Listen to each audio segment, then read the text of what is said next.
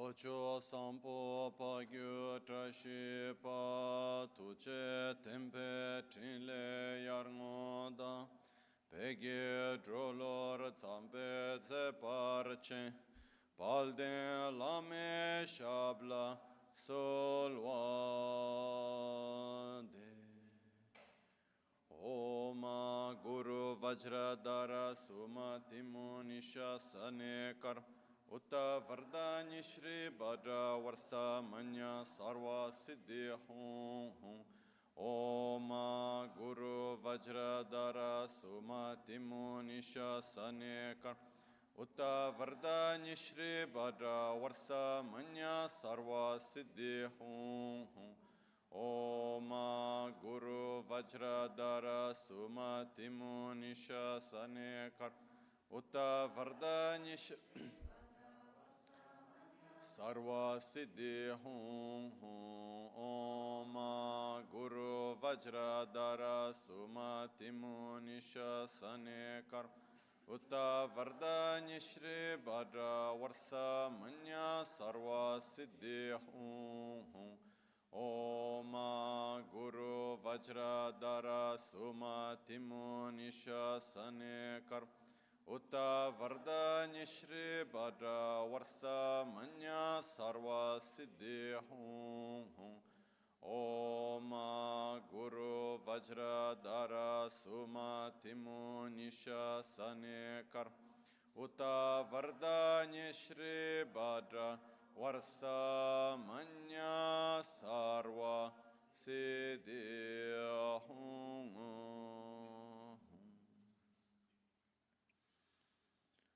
Dhagi Jetsun Lama Tuje Che Nyamda Dala Tuje Siksu So Gebe Shesan Dala Tendo So Uyon Sungi Nawa Tsedo So Tseji Ningne Solwa Debe Tse Dechen Korlo Visu Lekshun Yila Sambe Dede Male Pa Geme Lungi Drubra Jingi Lo Tsoni Sodan Dikdun Shape Tse Dungi Namge Yinsu Lekshune Labchen Tsoni Yonsu Zobada Cherani Dun Chamra Jingi Lo Chanchu Parginin Sen Tuguntu Niu Peme Sudru Lekshune Chanchu Drube Gegen Kunshishi Tungen Dela Drubra Jingi Lo Dagi Lo Na Chola Chopada Chemin Samjorngemba Shiwadan Chedan Tumbe Dede Malupa Bemel Hungi Drubra Jingi Lo Dorna Tingne Tsera Tamcheda Techi Pardune Kav Tamche Tu Rese Kyamne Lama Keleme Tukje Chengi Dala Siksu So Gongyab Drewe Nyamda Dajala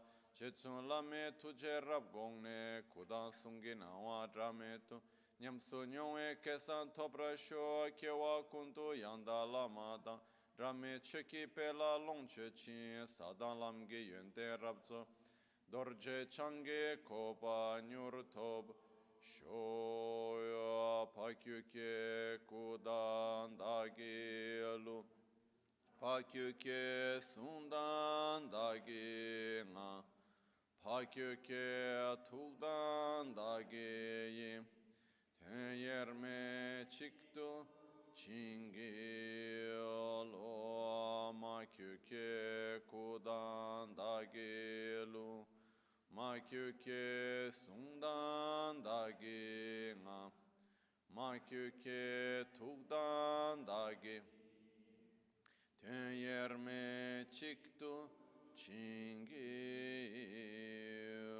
Lo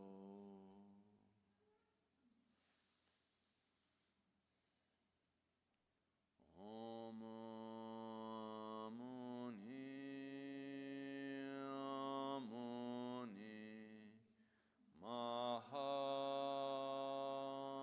Mahamuni Shakya Munyasvo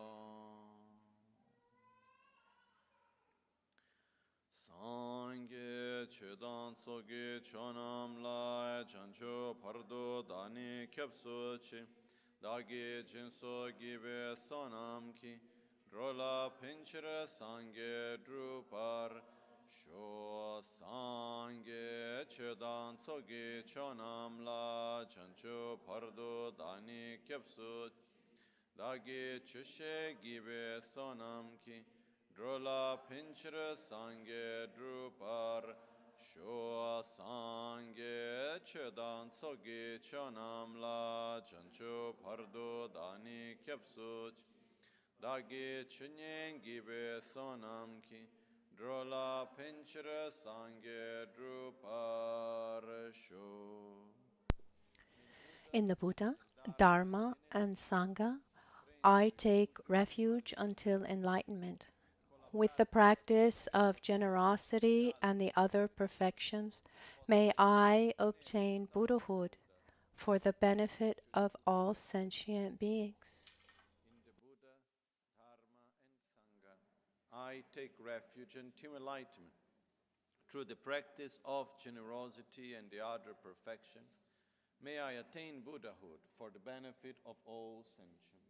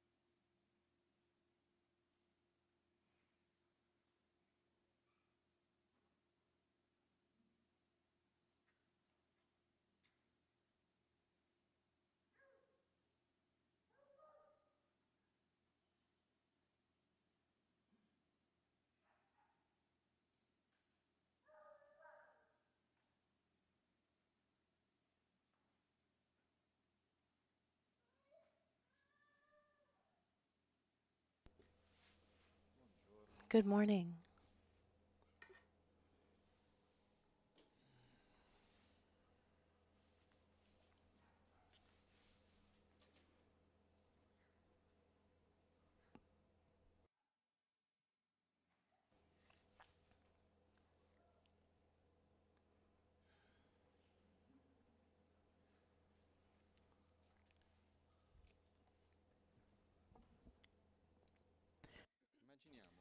Let's imagine.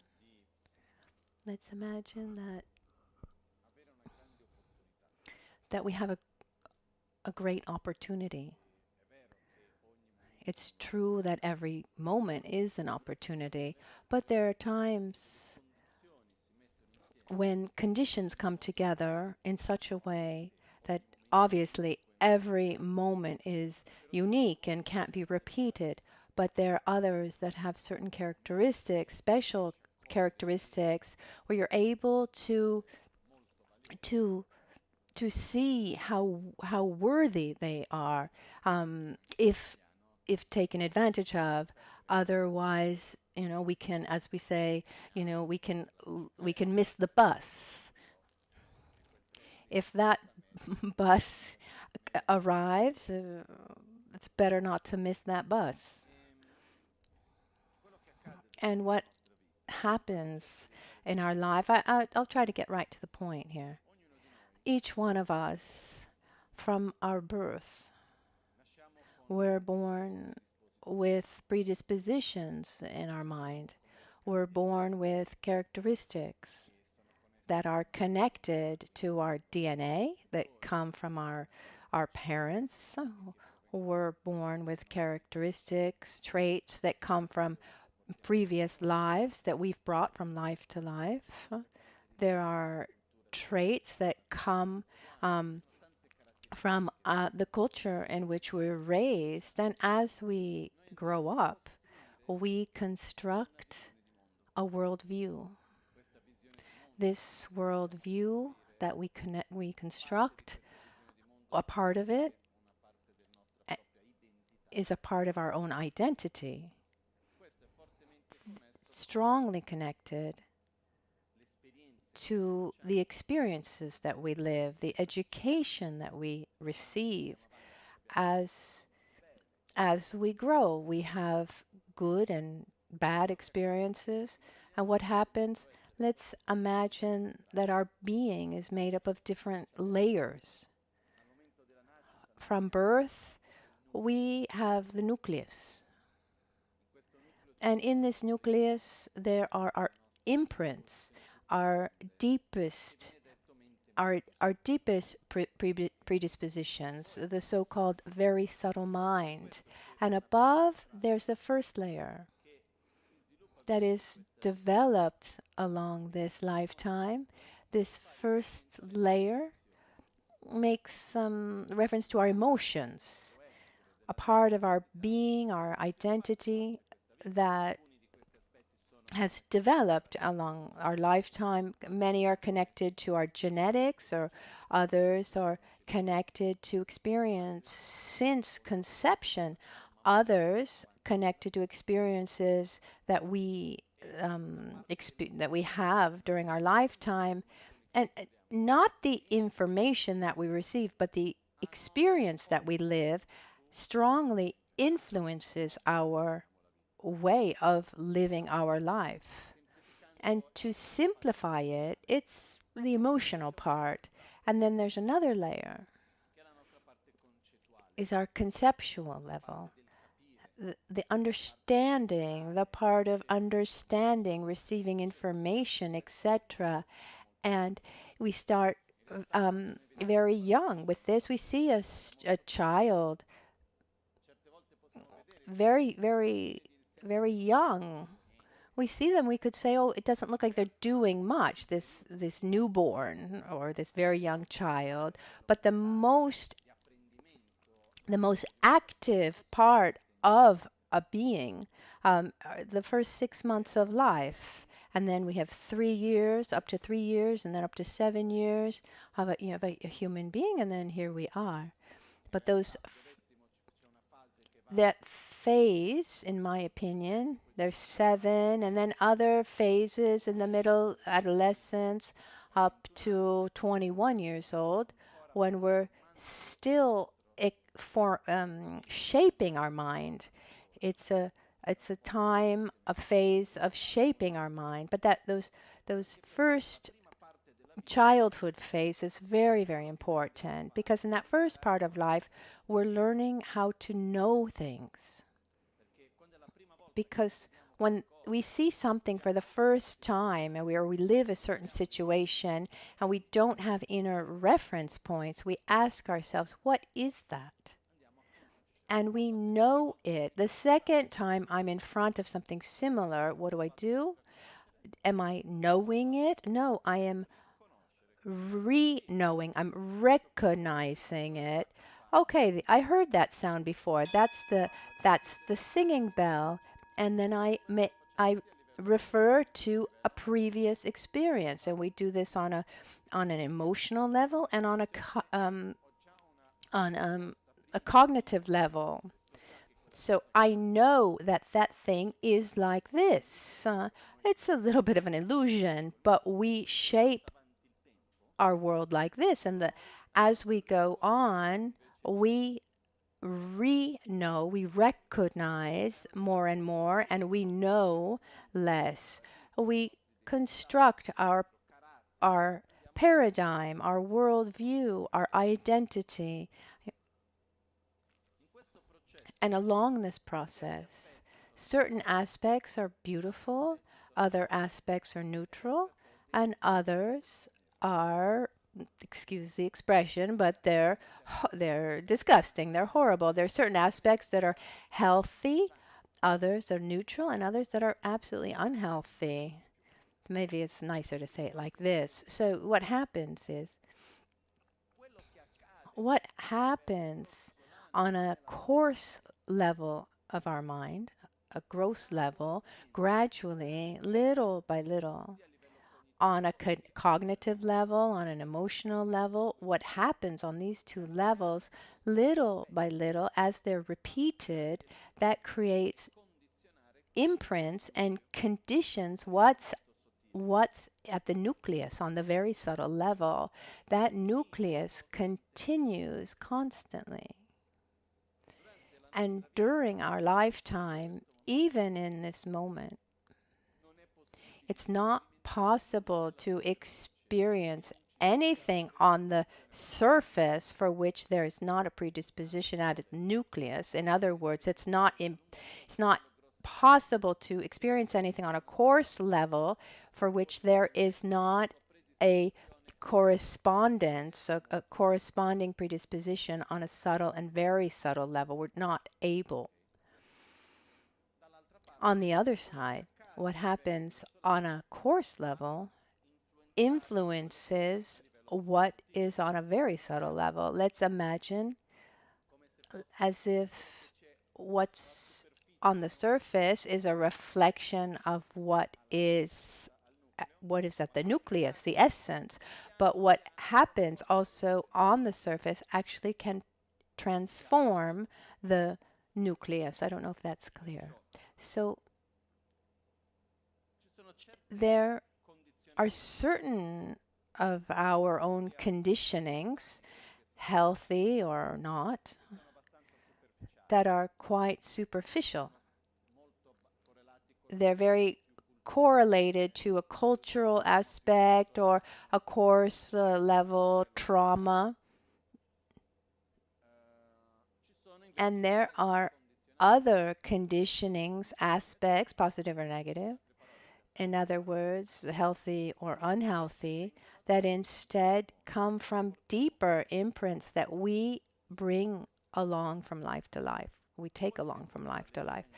A short time ago, I was reading a book, and this book, in a certain point, talked about this view of certain people who wanted to live forever. It's one of the dreams of humanity. This idea, this desire to be immortal. And somehow there are those who look for that. There's a society that they founded in the United States that is owned by the extremely wealthy. And this book was written about 10 years ago. What I read at the time, they said that they were investing yearly about $250 million with the objective of reaching immortality. And they declared that in 2030, those who had a body that was healthy enough and enough money would be able to live between 300 and 500 years. And for a minute, I just imagined a session with a psychologist with someone who is 300 years old.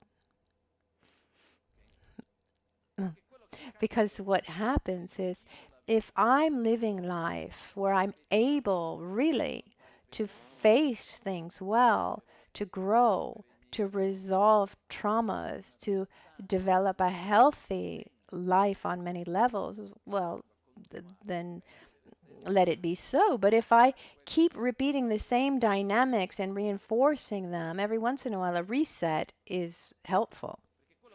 Because what happens with death is these layers, the superficial layers, are lost. And what is left is the nucleus. What is left is the so-called essence of our being, the so-called very subtle mind and body. It's the very subtle mind is actually inseparable from the very subtle body. They are inseparable.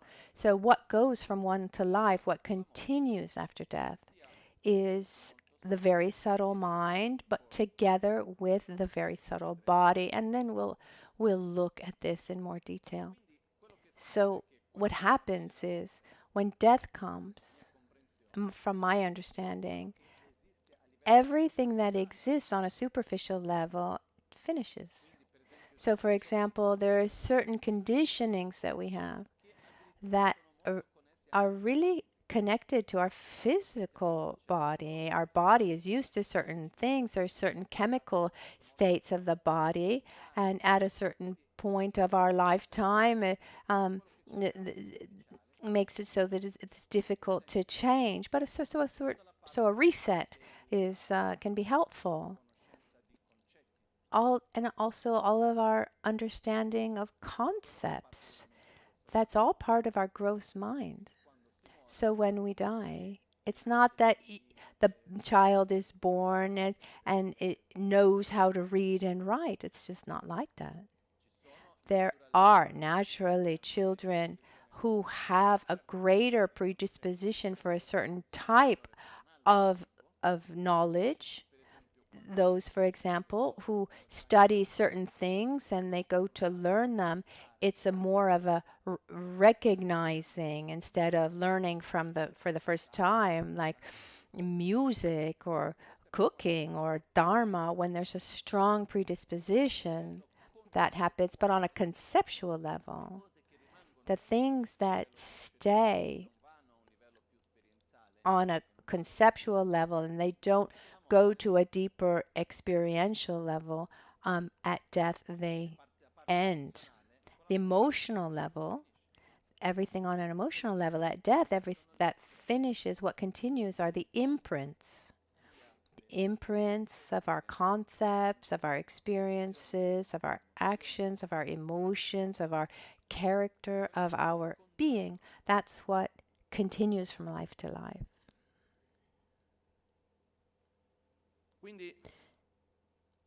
So first of all, I wanted to get to a starting point. I'm putting effort and not having too long of an introduction. But the first point is we need to define death. What is death? Otherwise, we talk for a long time about something, and maybe I mean something and you understand something else. So let's define death.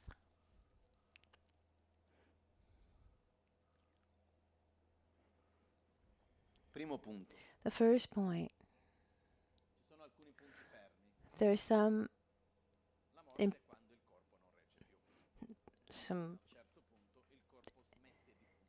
solid points, let's say. Death is, at a certain point, the body can't uphold life.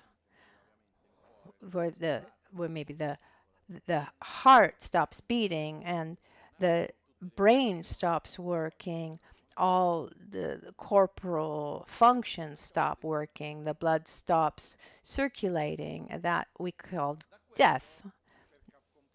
And to understand what we mean by death, we have a first crossroads here.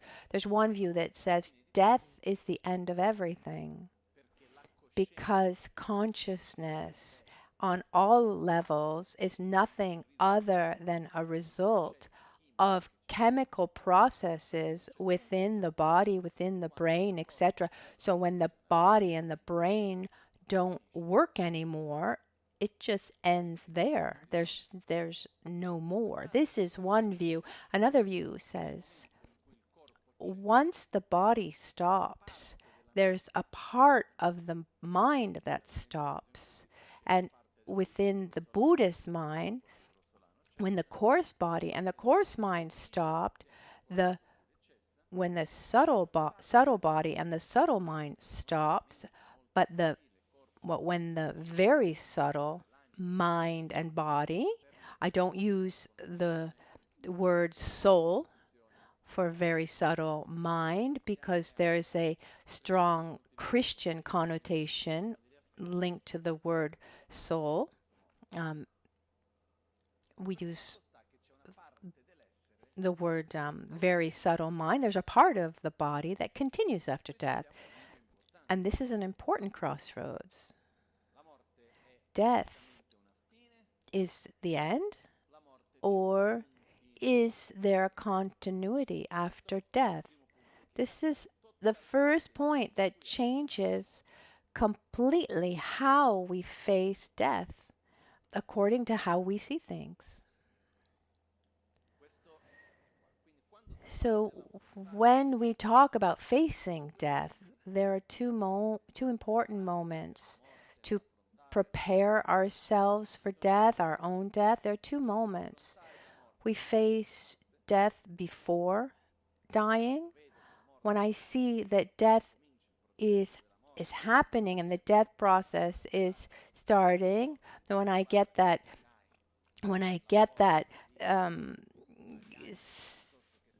that that letter, we have that certainty that death is coming, some maybe a diagnosis, the letter from the Lord of Death, let's say, then we can actually prepare. And then there's also what we can actually do while dying, looking towards what comes after. And these are two different things. In Vajrayana Buddhism, death is seen as the best opportunity during one's lifetime. Not only is it a moment of transition when it's a passage where there is something that continues, but because this gross mind ceases and the subtle mind ceases, but the essence, that clear light, the end of the real death. Death is defined as when the gross body and mind has ceased and the subtle body and mind has ceased, and there's nothing other than very subtle body and mind. And when it's about to come out of this life, in that specific moment, it's called death. We can define that moment as death. It's possible to begin a death process but not die up to almost the end, and then for various reasons we can go backwards. There are many, many examples, stories, techniques to do this, etc., where the process of death can begin, and we'll see all the passages. But the actual death is when there's a specific moment of the separation of the very subtle body and mind from the physical body, and just before this separation is called the clear light, and that's called the specific moment of death. And very often in Buddhist texts, when they make reference to death, they talk about the clear light of death. That moment when there is only very subtle body and mind. Why is that seen as an opportunity? First of all, it's almost as if we had that magic moment where we're free from all our cultural conditionings, our conditionings related to our physical body, our emotions, etc. Mostly because when the gross mind ceases, the direction that the subtle mind takes is the last thought that the mind had. And when the subtle mind, the direction that the subtle mind takes is when the subtle mind ceases, the direction that the very subtle mind takes is the last thought of the very subtle, the last experience of the very subtle mind. And we're able to transform our being at its heart, at its essence, the nucleus. And that is a huge opportunity of transformation. If you're able to live well and die in a virtuous state, one is able to make a positive transformation of one's body, one's self, one's being, greater compared to the previous 50, 60, 80 years of one's life, because one goes directly to the essence.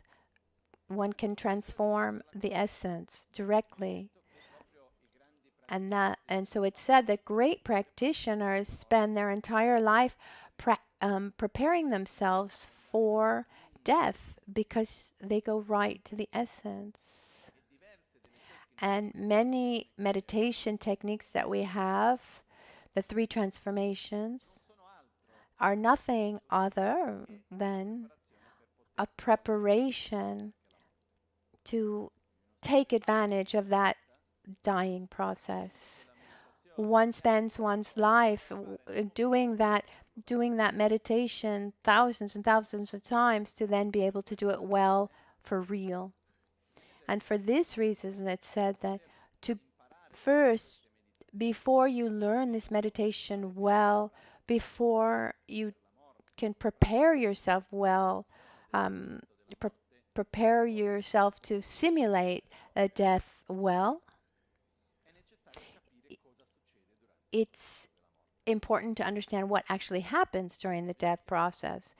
And in Tibetan, it's called Shiku Namki Namsha. Shi means basis, Ku Su is the 3 bodies, and Namsha means like teachings, etc. So what does this mean? First, before we can use this death process, I need to know what happens. Before I transform and use bardo well, I need to know what happens in the bardo. Before I can transform the rebirth process, I need to know what actually happens. And at the basis, we have the actual death, actual bardo, and actual rebirth. It's quite specific, but I just touch on it here. When we enter the Vajrayana path, and there's the part of the generation stage and the 3 the 3 transformations. We retransform the Dharmakaya and the Sambhogakaya and then the Nirmanakaya, which is an essential part of a practice. First of all, one should have a minimum understanding of what death is, how it happens, what is bardo, how it happens, and what rebirth is. This is the basis to then be able to meditate on these transformations. That's why normally before one deepens the meditation techniques of Tantra, one should deepen one's understanding of death, bardo, and rebirth. It's called the basis of the 3 transformations. What are these 3 transformations? Just simplifying. How many bodies do we have today? 3. We have a coarse body, subtle body, and very subtle body. How many bodies does a Buddha have? 3 bodies. Coarse, subtle, and very subtle. And there's a 4th, which is not actually a body. It's the lack of inherent existence of the body of a Buddha, which we actually have 2. What's the difference between our coarse body and the Nirmanakaya of a Buddha? It's still a coarse body, but in a pure state compared to our unpure state. So simply said, Dharmakaya, the body of essence, and the very is the pure state of the very subtle body. And the enjoyment body of Sambhogakaya is the subtle body in a pure state compared to our very subtle mind that's in an impure state, etc. So the process is going from an impure state to a pure state, and we use death, bardo, and rebirth as tools to help us along this path. First of all, I want to make you understand that death is an enormous opportunity, an opportunity that we won't all be able to take advantage of. For example, so if I've heard people say, for example, oh, this is a difficult moment for someone, and someone else might comment, okay, well, now what a beautiful opportunity for that person's growth. Yes, there is a window, a door of opportunity, but that depends on whether you're able to use that opportunity, or if you're just going to reinforce your negative dynamics. And so along the death process, for example, there's a kind of, let's call it a mechanism. And the mechanism is there's the gross mind determines the last thought of the gross mind determines the last thought of the subtle mind, and the last thought of the subtle mind determines the last thought, the last experience of the very subtle mind, which is on the very, very on the essence.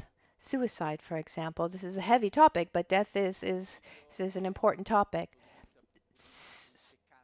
Suicide isn't a sin according to Buddhism, but what happens is one of the worst effects of suicide is that the person dies. Generalizing, every case is its own case, but generalizing, one has a strong feeling of not wanting to live.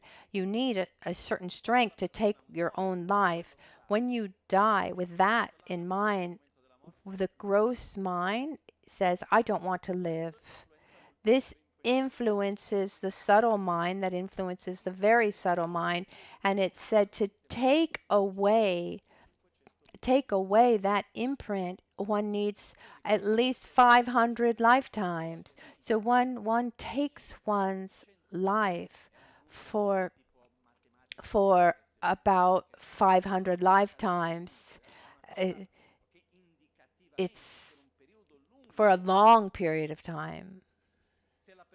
If that person doesn't repeat suicide in further lives, you still need many lifetimes for that imprint to fade away.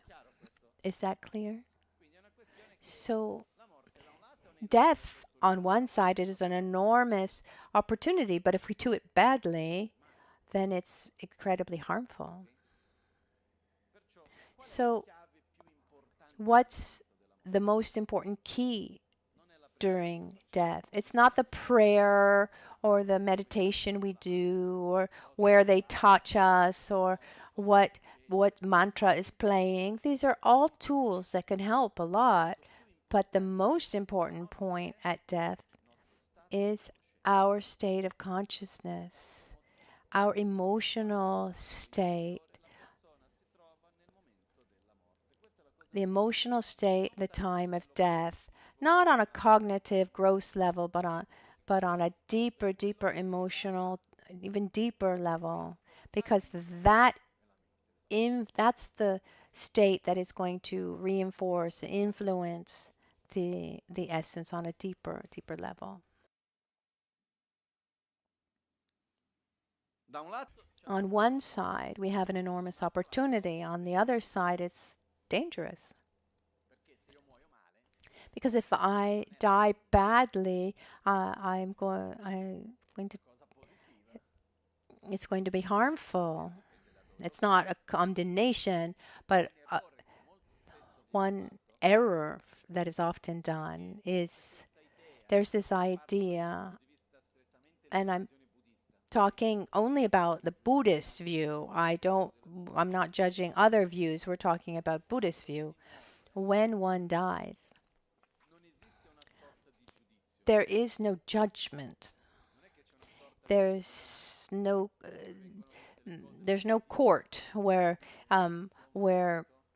your positive and negative deeds are weighed, to determine whether you come out on top or not.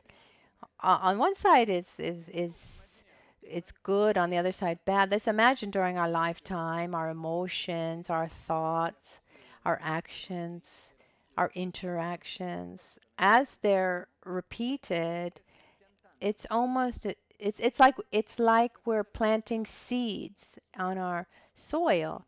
Our mental continuum is that soil. So we're planting seeds, and when we repeat the same kind of action or thought, we're reinforcing the seeds that are already there. They become stronger. And at death, actual death, the emotional and mental state at the time of death is a condition to access one seed or another. And the psychophysical state that one is reborn in the bardo, is the fruit of one seed. Let's say that for some reason I die badly, and all those positive seeds that I planted, are they still with me? Yes, I bring them with me. They're not lost. It's if I'm in the same way, if I'm able to die well, and I've accessed a I've accessed a ripe and positive seed, and I have a positive rebirth, but I'm still taking all the negative seeds that I planted with me as well. So what happens is, when a cycle starts, at that point we need to wait for it to end to open up a new one. Once I've taken a coarse body, what do I need to wait? Other than doing plastic surgery or whatever it is, what do I need to wait? I need to wait to die, to have a next opportunity at try again. So these moments of transition, of passage, where one cycle ends and a new one is about to begin, are extremely delicate and important. It's like saying, when we finish a job, I need to start a new one. In that period, a million opportunities open up. So when I end one job, and then in that space before beginning a new one, or a relationship. So when you before starting a new romantic relationship, you need to end the previous one. There are those who try to overlap, but you need to really end the other one to start the new one. And in that intermediate state, there's the bardo, that space, and there all the opportunities are in that intermediate space called the bardo. And we'll talk later about the bardo. And the rebirth is when a new cycle begins, when a new psychophysical reality begins. So death is a very important moment, because it doesn't determine everything, but it conditions strongly how one continues after death. It doesn't mean that everything that was done previously is wasted, but it's like I have many, many opportunities in front on the table, and according to how I die, I give more possibility to one than another. And then during the bardo, you can still invert this. We'll talk about that later, but that moment of death is extremely important. Okay? Now, I want to split up these days in two parts. A shorter time now, which is about how to prepare ourselves for death before the actual death process. This the pre-death process, let's say, and then the actual process of death.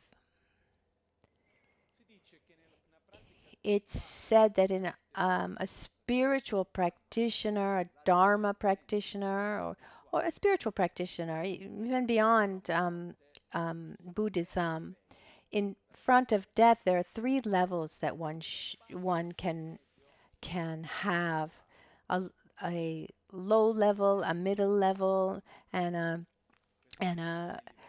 high level. Let's say a newcomer, an amateur, and then a professional. The first level is facing death without any regrets.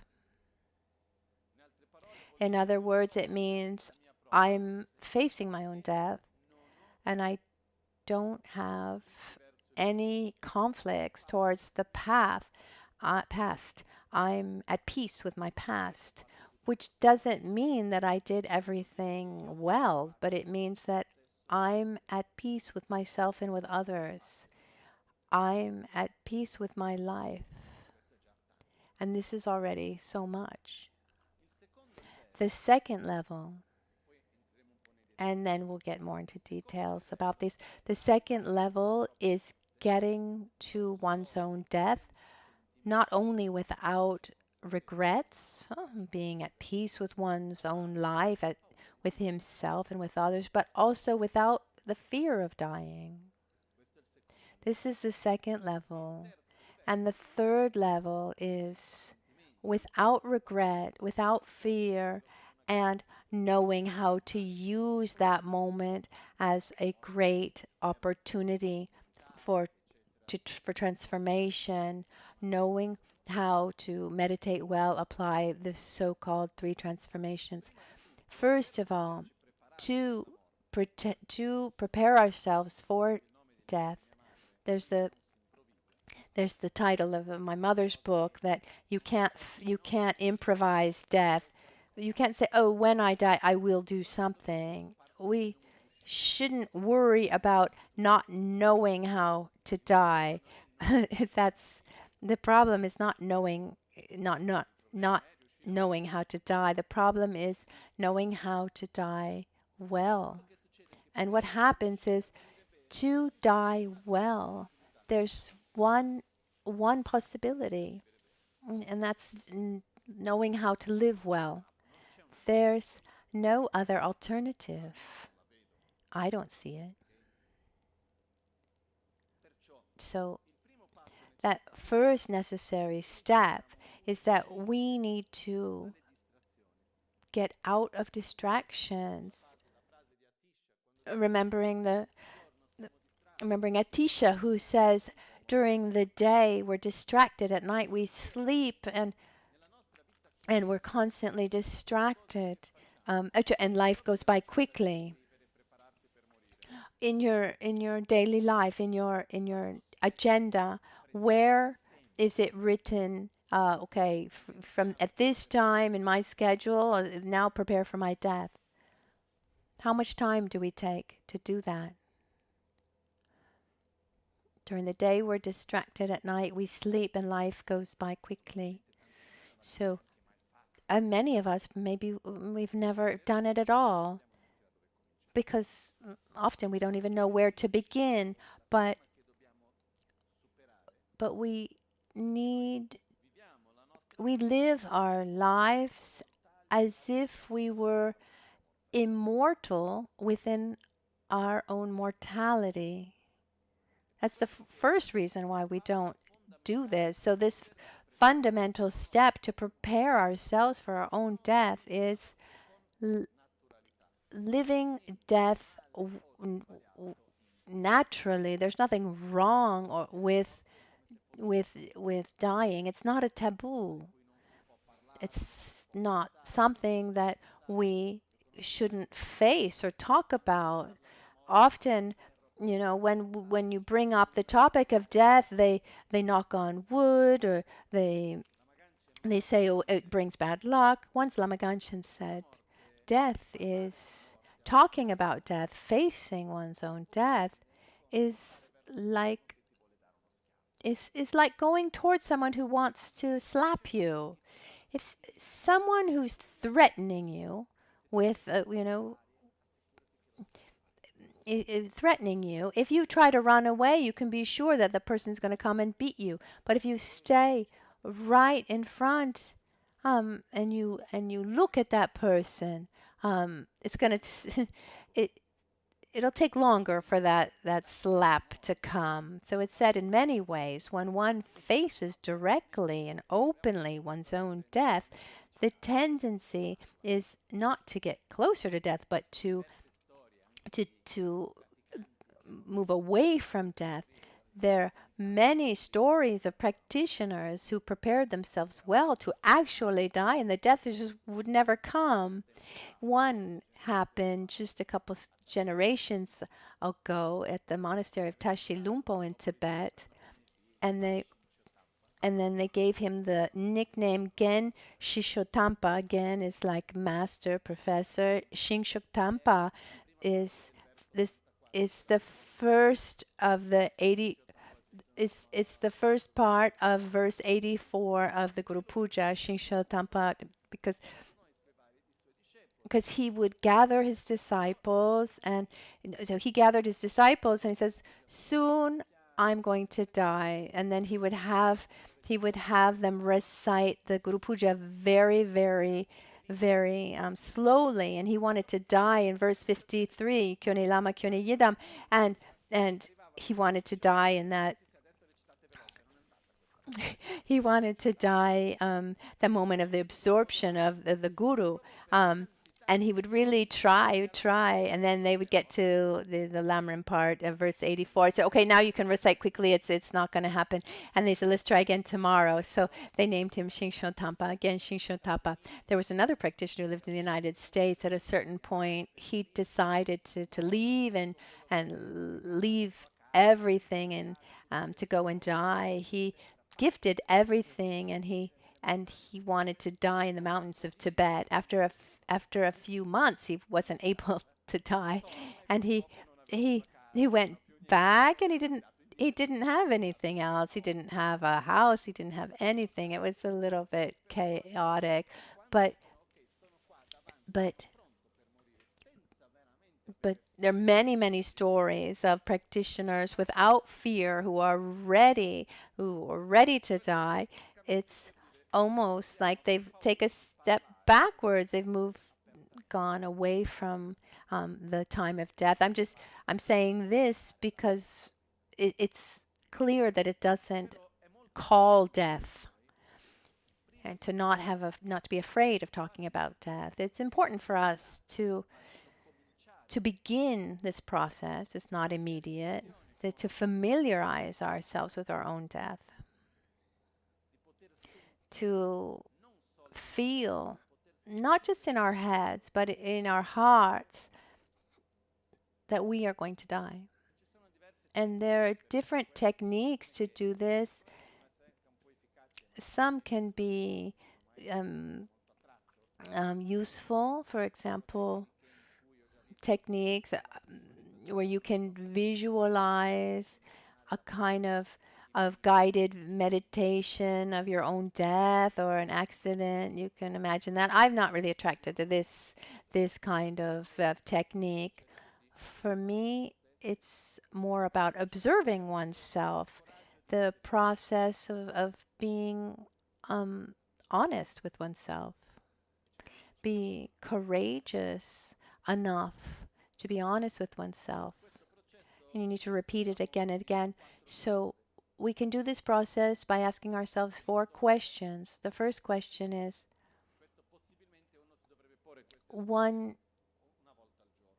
you should ask yourself these questions at least once a day. The first question is, am I going to die or not? The answer? Does anybody have any doubt here? Even though sometimes people can say sometimes, should I die, or if I die, and I ask myself, what alternative do you have? I mean, personally, I don't see alternatives. But the fundamental point is when we ask ourselves, am I going to die? Don't answer quickly. Are you going to die? Just a minute. Just wait a minute before you answer. Wait. Breathe. Allow that answer to come from your gut, from your heart, not from your head. You need to feel really, I am going to die. This sensation could be maybe 2 years ago, for example, I had an anaphylactic shock here. And during the anaphylactic shock, I wasn't really understanding what was happening. Um, it, I lost consciousness. The feeling the sensation was pleasurable. But after, when I was up, awake, and talking to some doctor friends, and they explained to me what had happened, there was a moment say, "Oh, okay, I am going to die." I mean, death is there. It's not something conceptual that people talk about. My death is a reality. And when we ask ourselves, will I die? And we're able to say yes, that comes from our belly.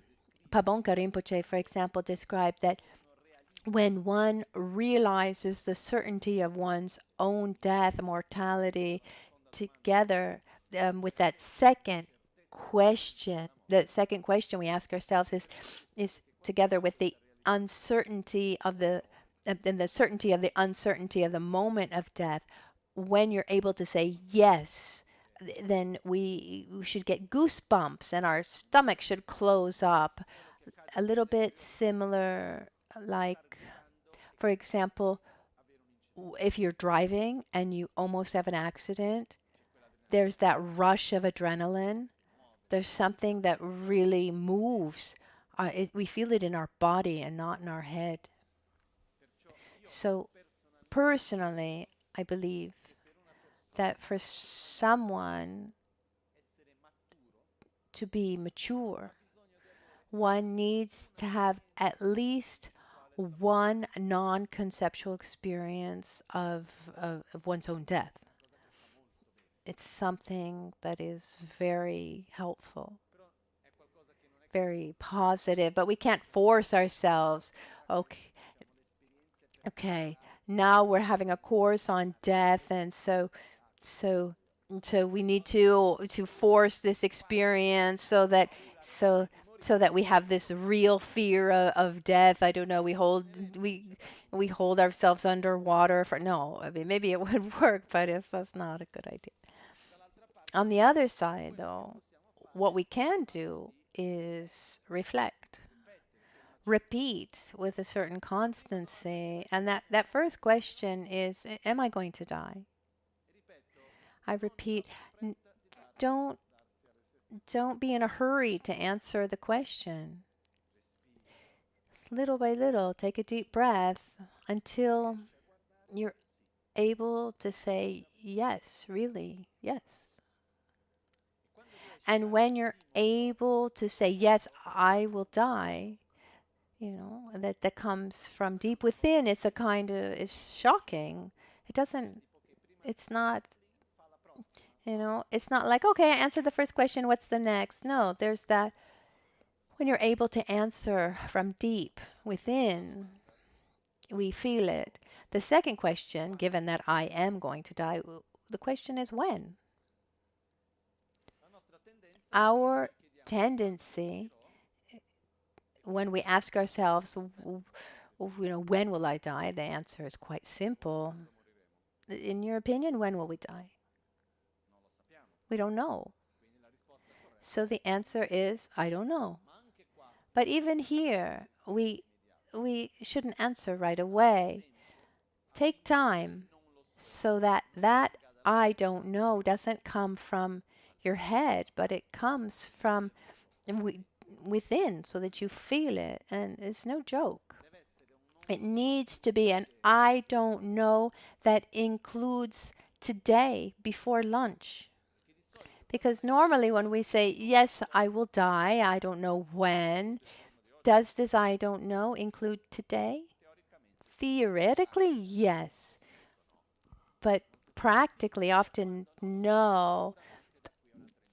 So I'll die. Of course, I'll die, but maybe in 30 years' time, um, um, it. I'm certainly not going to die today.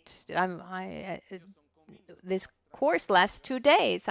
I'm convinced that most people who died had things to do the following day. That following day. So someone might say, I'm not going to die today. I'm young. Let's imagine that death is imagine it were a kind of entity. It's not, but we can personify death, the Lord of death. I say, no, I'm not going to die now. I'm young. The Lord of death would laugh in our face. Of course, young people die. There are those who die even before being born. What do you say to that? But I'm healthy. What does that mean? Because healthy people don't die? It's in a text of Lama Tsongkhapa. It said that this life is like a water bubble in a river. What are the probabilities of that water bubble staying intact, or that bubble disappearing? There are many more probabilities that one could die than stay alive, which doesn't mean that we should be paranoid, but it's a certainty that we don't know when this is going to happen. And it's not about doing, avoiding dangerous things. Death can come in so many different ways. This reminds me of a program I saw once that was called The Unusual Death, and there were just craziest things that happened.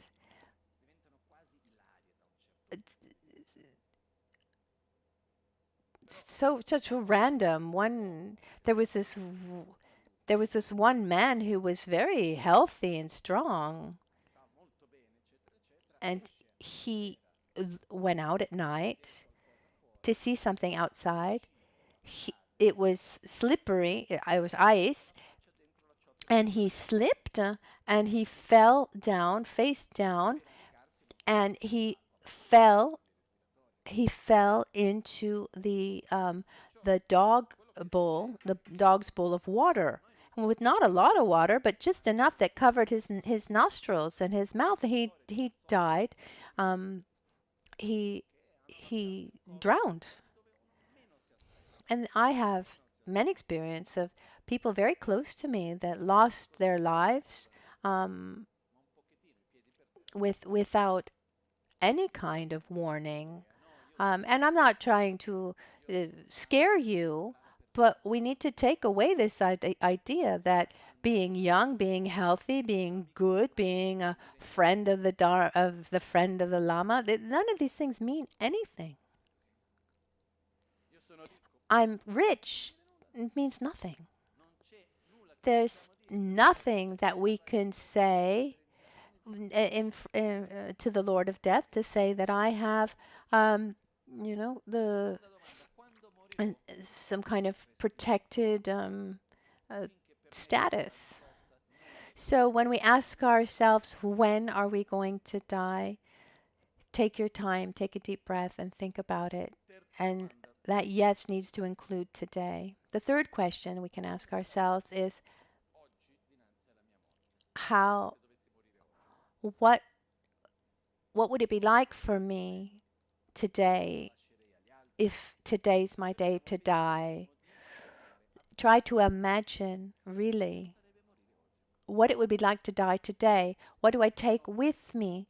What do I leave to others? Am I ready? Am I not ready? Am I at peace with myself? Am I not at peace with myself? Am I at peace with others? Are there people to whom I'd like to apologize or thank? Those who are around me if I die today is it, on a practical level is on a practical level, will my death create problems for those around or not? So it's particular. We live in a society where it's costly to die. It's the least of our problems, but but it, but the on a practical level is important too. Are things in order? On a deeper level, who am I in front of my own death? What predispositions have I generated or reinforced in this lifetime? Who am I? I become kind of naked in front of death. I don't have a name. I don't have a body. I don't have social relationships. I don't have familial relationships. All of my theoretical understandings of things I don't have. I have only my own essence of my predispositions and my karmic forces that I have generated deep within. Who am I in front of my own death?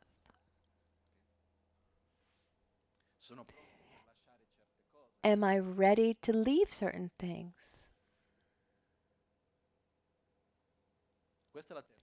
That's the third question. The fourth question, in front of all of this, what am I doing today, in these days, today, in particular, to take care of what I leave and what I take with me so that I die well? What am I doing to prepare myself?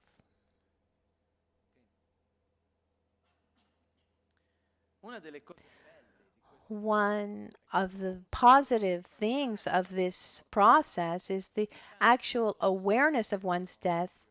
The awareness of our own death changes our priorities. Our priorities change. And what is priority in front of death then becomes priority in our own lifetime. But normally we're not able to maintain that priority. For example, let me give you an example. It's not that profound, not banal either. There was a friend of a friend. There was a friend of a friend who worked for the World Bank, and at a certain point he needed to do a complete checkup at work. At work, they asked him to do this complete checkup. He was the director of the World Bank. He was incredibly busy, full of meetings here and there. And then he went to the hospital in Washington, United States, and between one meeting and another, the head of the hospital called him and said, "Your situation is not good." And he said, "You need to put your affairs in order." It's a way of saying you need to prepare yourself for death. And very directly he asked what his situation was, and he said, "Unfortunately, your exams show that you have diffuse tumors throughout your body. There's nothing else to do." He asked his prognosis. He said, "You have a very, very short time to live, a couple of months." So he canceled all his meetings. He went home. He took the books that he wanted to read, that he had wanted to read and had never read. He called his son that he hadn't spoken to for a long time. He got up the courage to call him, talk to his son. He said, "These are the things I want to do before dying." The next day, the second day, he received a call from the president of the hospital that said, "We need to apologize, but there was a mistake. There was someone with the same name, and actually, we mixed up your papers, and you're in perfect health." I'd say that if someone tells you that you're about to die, you should get a second opinion. But anyway, so what did he do with his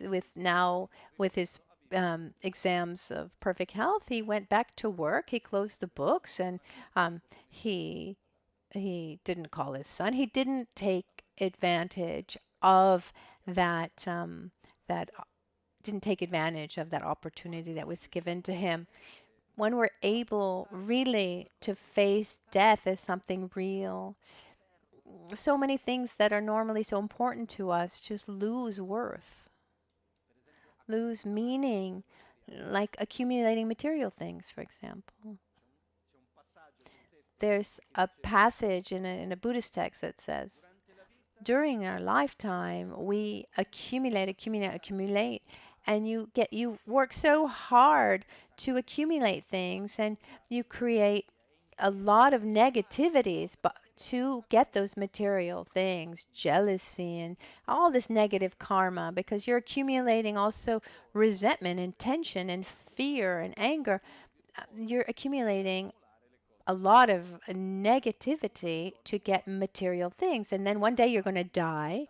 Maybe even if you write out a will to leave what to whom, and this is a couple centuries ago. Once you're dead, nobody respects your wishes, and you bring all the negative karmic force with you. The negative karmic force that you created to accumulate those things, and the conclusion is that it's better to be rich within. Both are fine, but it's better to be rich within. What's my priority? Is to die at peace, or is my priority to be the richest one in the cemetery? You need to really think about this.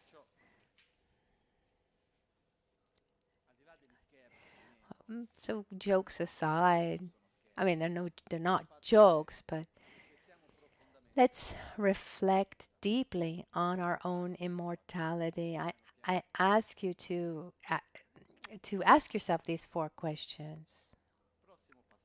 The next step is to die well. We need to train in 5 points from right away. They're described in the Guru Puja.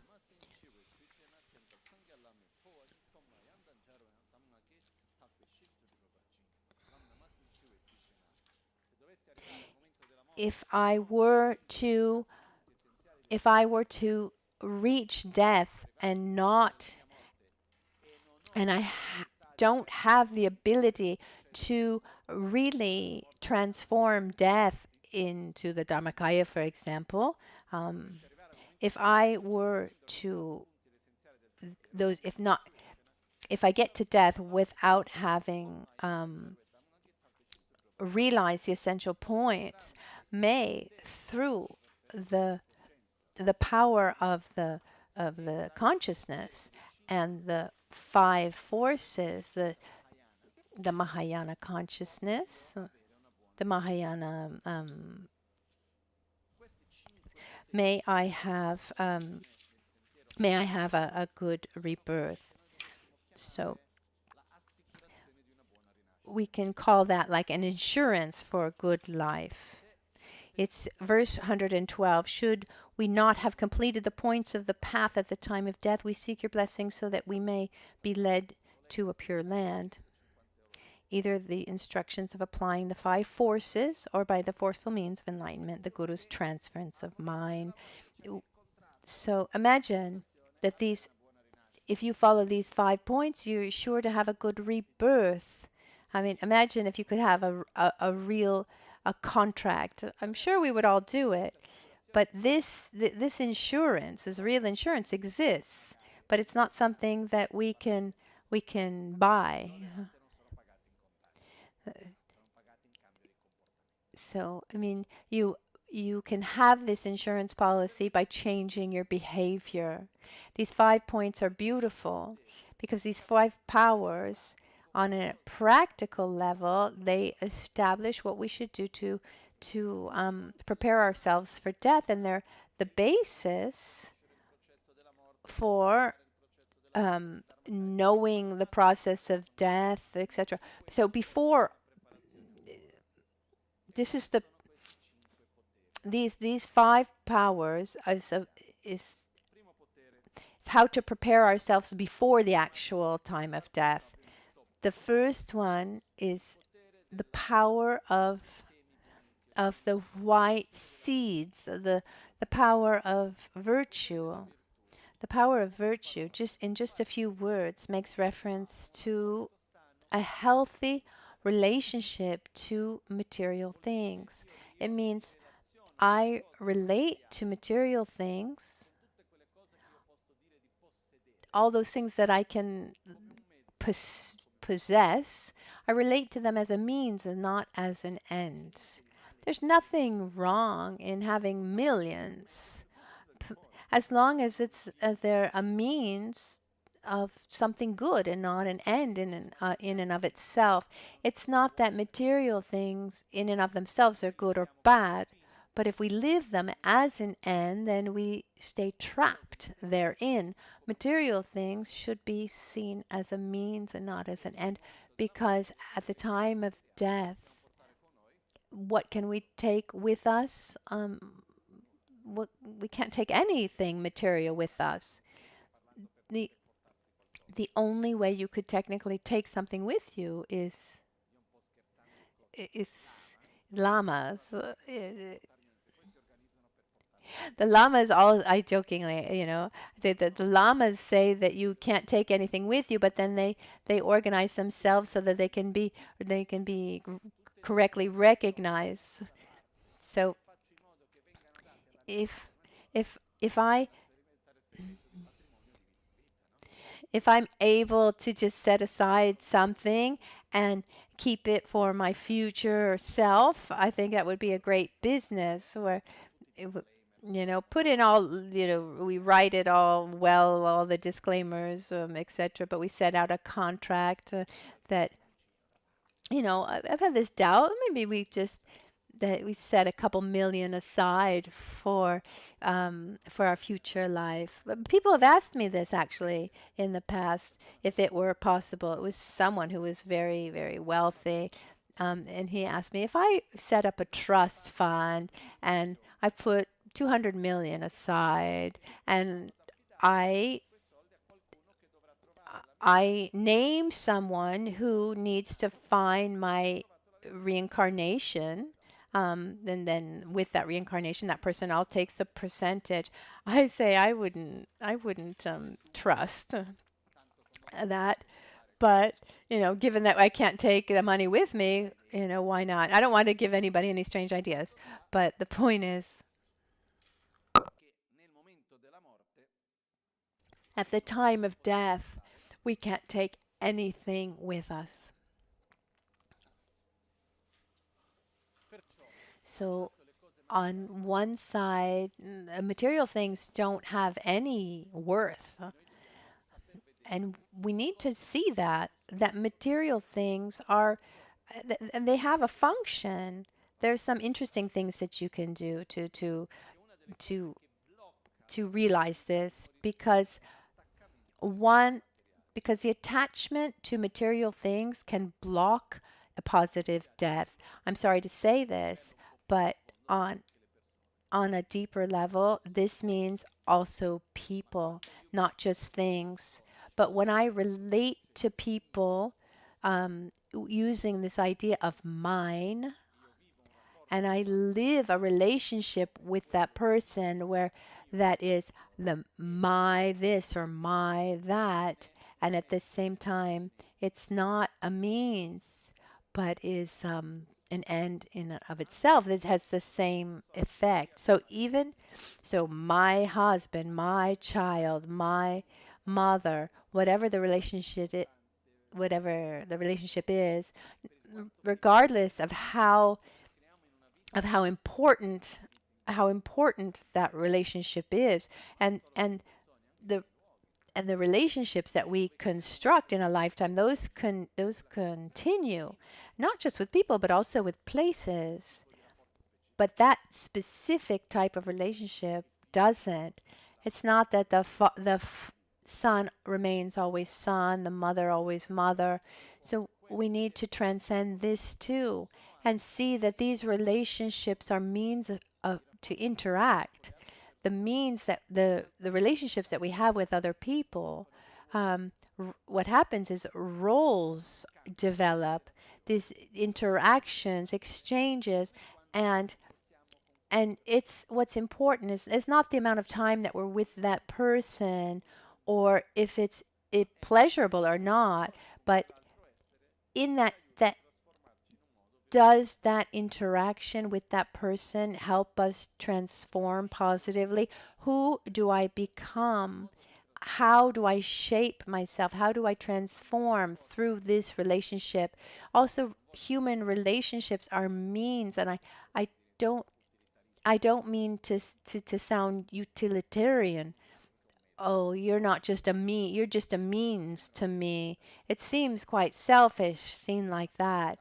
But actually, it's not an end in and of itself. It's a process of exchange, of transformation, the relationships among people and places. Even here, when one is able to um, attain this first power well, then one is not attached to what needs to continue. One sees it as something passing. One thanks the house where one lived, the resources that one had in one's life, and one realizes, if I don't have this body, I don't need this house. Thank you for what you've given me. Once I die, I am no longer son, parent, wife, husband, friend. Sorry if I say it like this. Is it clear? Maybe it seems a little strong, but this doesn't mean that when, a person, a child, a parent, someone close to us, and when that person leaves his body, that connection remains always. It will always. It's always my mother, my father who's passed away. That connection, it remains, but but But once that person is gone, that kind of relationship won't continue in that same way. So it's important for us. It means that these links, these bonds exist. I relate to those who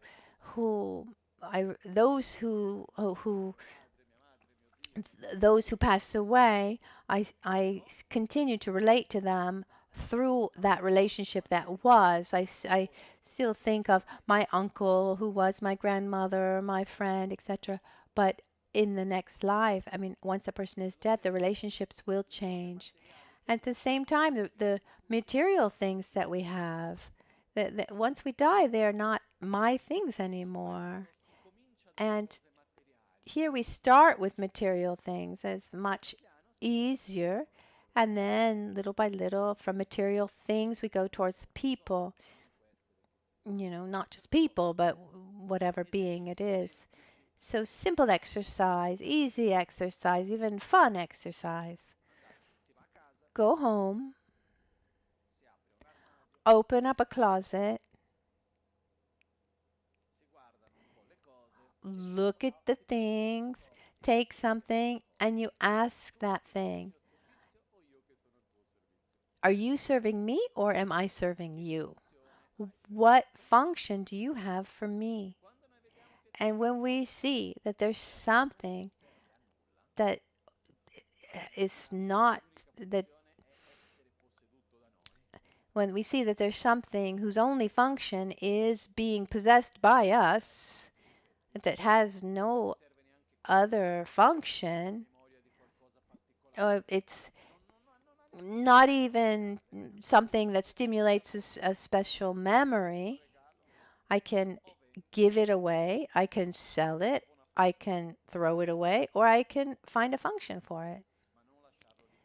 But don't just leave it there, because the things that stay with us without a function, they just use up our energy. Right? On many, many levels. So little by little, we try to see material things as a means and not as an end. So when something doesn't have a function, it doesn't really have any value. At the same time, we can say that material things have no worth, but they have a certain power. Why?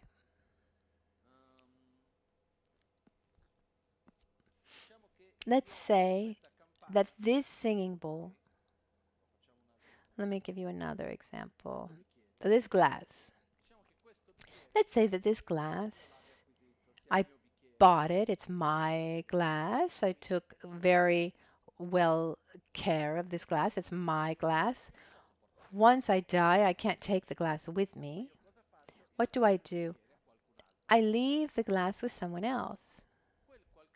That someone else uses the glass to do positive things, to give medicine to someone who needs, and through that glass is able to have to create positive experiences, good experiences. The fact that that person has a positive experience in relation to that object, in a part, depends on me, because I left him that glass. If I'm if to give you another example that's more concrete, if I use up, if I'm able to set money aside to donate for the building of a hospital, a school, of a temple, then something that creates something positive, then I receive a part of that positivity. If I write a book and after 100 years someone receives something beneficial from reading that book, then I receive a part of that positivity. It's called the power of the white seed, or the virtue, because material things, we shouldn't be attached to them, but we should be able to direct them. We can direct them so that that they bring something positive for the future. Remember that so today we can write a will, but let's remember, when we write a will, the the will should be written for those who remain and not for the one who passes away. Because often a will is written thinking what the person dying wants. We should think about the good of those who receive these things in a very simple, pragmatic, practical, positive way. If we do it like this, then even after our death, that will continue to create positive energy. You don't need a lot of money. I can even have simple things that can participate into something positive. Let's go to the second power. I mean, we could talk for a long time about this, but actually, it wasn't even it wasn't hadn't even thought about bringing up the five powers, but they're very important. So that the power of virtue is about not being attached to anything we call mine. The, one key for this first power is being able to distinguish in our daily life between what I need and what I want, and know how to give value to what I need and what I want. If it's there, good. If it's not there, fine. So I so if it's there, good. If it's not there, it's fine. It's making this clear distinction between what I need and what I want is important. The second power is called Dumpetop, the power of aspiration. The power of aspiration, just in a few words, means the non-attachment to our body. Seeing that even this body is a means and not an end. I remember once Lama Michel Rinpoche made the following example. He said, let's imagine someone who goes to a hotel room, and at a certain point he starts buying buying furniture and repainting and wants to restructure a little bit. What would we say? What would we say about someone who starts doing remodeling a hotel room? It's a hotel room that you're going to have to leave. Why are you putting so much effort and energy into a hotel room? Similarly, Lama Ganshin would say our body is like a hotel room. Today we're here. We don't know for how long. We'll be here sooner or later. We'll have to check out, take a short trip, and check into another hotel room. It's how we take care of this hotel room is not important, but in our hotel room, what opportunities do I have being in this hotel? What are my neighbors like? What relationship do I have with those around me? So it's like a vacation. How have I transformed? Who am I before and who am I after? How does this trip shape me? So this body is there. We need to take good care of this body with a lot of love, affection, and care, because it gives us a special, particular opportunity. We should take good care of this body, but it's not an end in and of itself. We have a body. After a while, it will be gone. What's the natural process of a body? After birth, there's development and growth that ends. I was told that at 21, there's that youth up until 25. And after 25, the aging begins. Even the neurodegenerative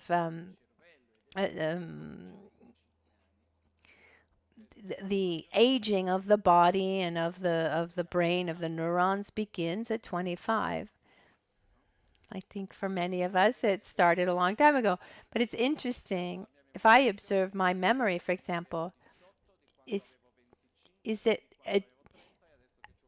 a difference between when I had 18, when I had 25, when I was 18, when I was 25, when I was 30, when I was now I'm 43.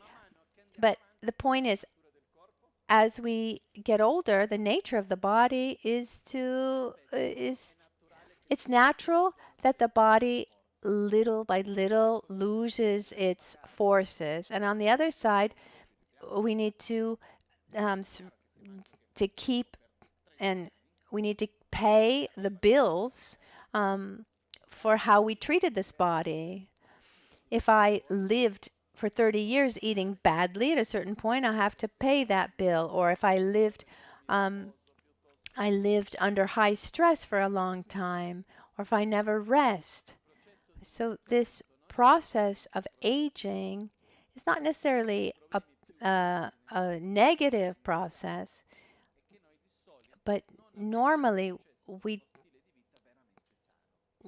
not having a healthy lifestyle, we see negative consequences as we age. But even without an unhealthy lifestyle, a body naturally loses its effort. The alternative of not aging is dying young. There is no alternative to aging. I say this because very often there's this refusal towards one's own aging process. I remember very well when I realized I was losing hair. I took a picture with a drone, and I saw this. I saw this. I saw the top of my head, like a runway of an airport. All the disciples are constantly saying, "Lama, have a long life. Lama, have a long life." Okay, well, here's proof that I'm aging, that my life is getting long. I'm very happy. So the second power to be able to not have attachment to this body, we need to accept its natural processes. And at the same time, we need to also generate an identity that goes beyond our body. We need to understand that the body is an important part of ourselves, but we're not made only of our body.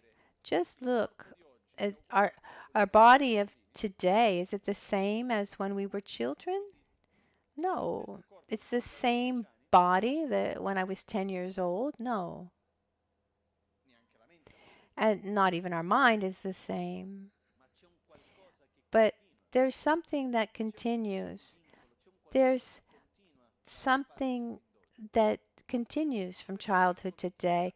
What continues is this nucleus that we talked about before that transforms according to the experiences. To identify with that helps us to really face our death with serenity. So the second point is more and more generate an identity that is not based on our name, on the things that we possess, on how people see us, but based on my inner traits, our deeper inner traits. It's harder than the first, but still possible. This is the second power. The third is Sunji Kitop, which is the power of opposition. The power of opposition, in simple words, means let's imagine that we're reborn. What do I have today that I don't want to bring to my next life? If we take the metaphor of the hotel room, okay, here I'm in this hotel room. What do I not want to keep in my suitcase? Laziness, anger, jealousy, envy, this sense of abandonment.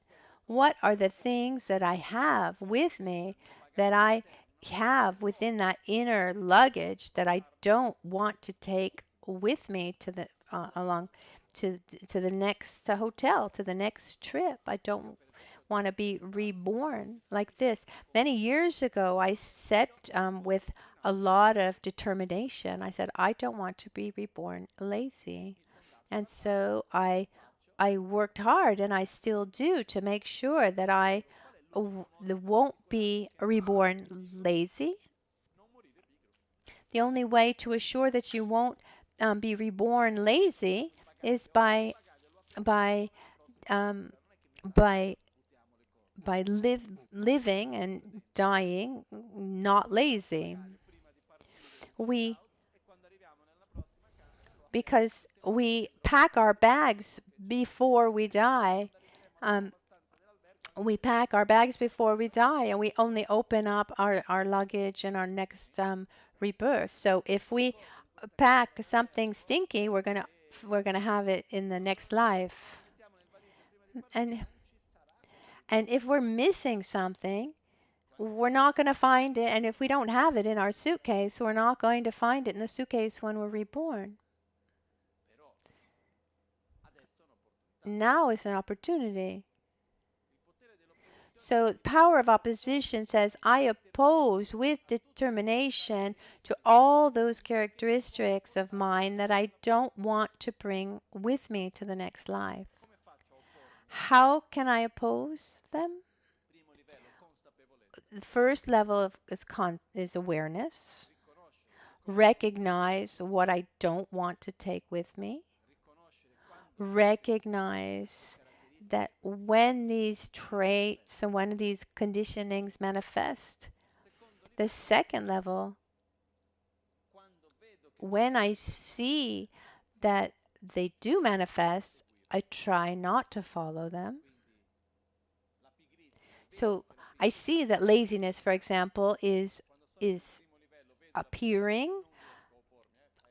If on the first level, I see laziness coming, but I'm not able to do anything about it. On the second level, then I don't react with laziness, with body, speech, and mind. I see anger coming out. I see that it's there. I accept that anger has arisen.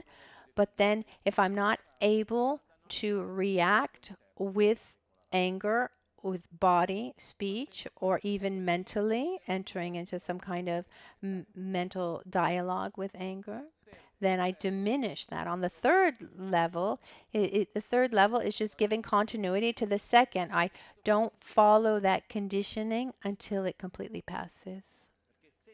Because when a habit comes, like any mental defilement, anger, jealousy, when it arises, sooner or later, it just passes.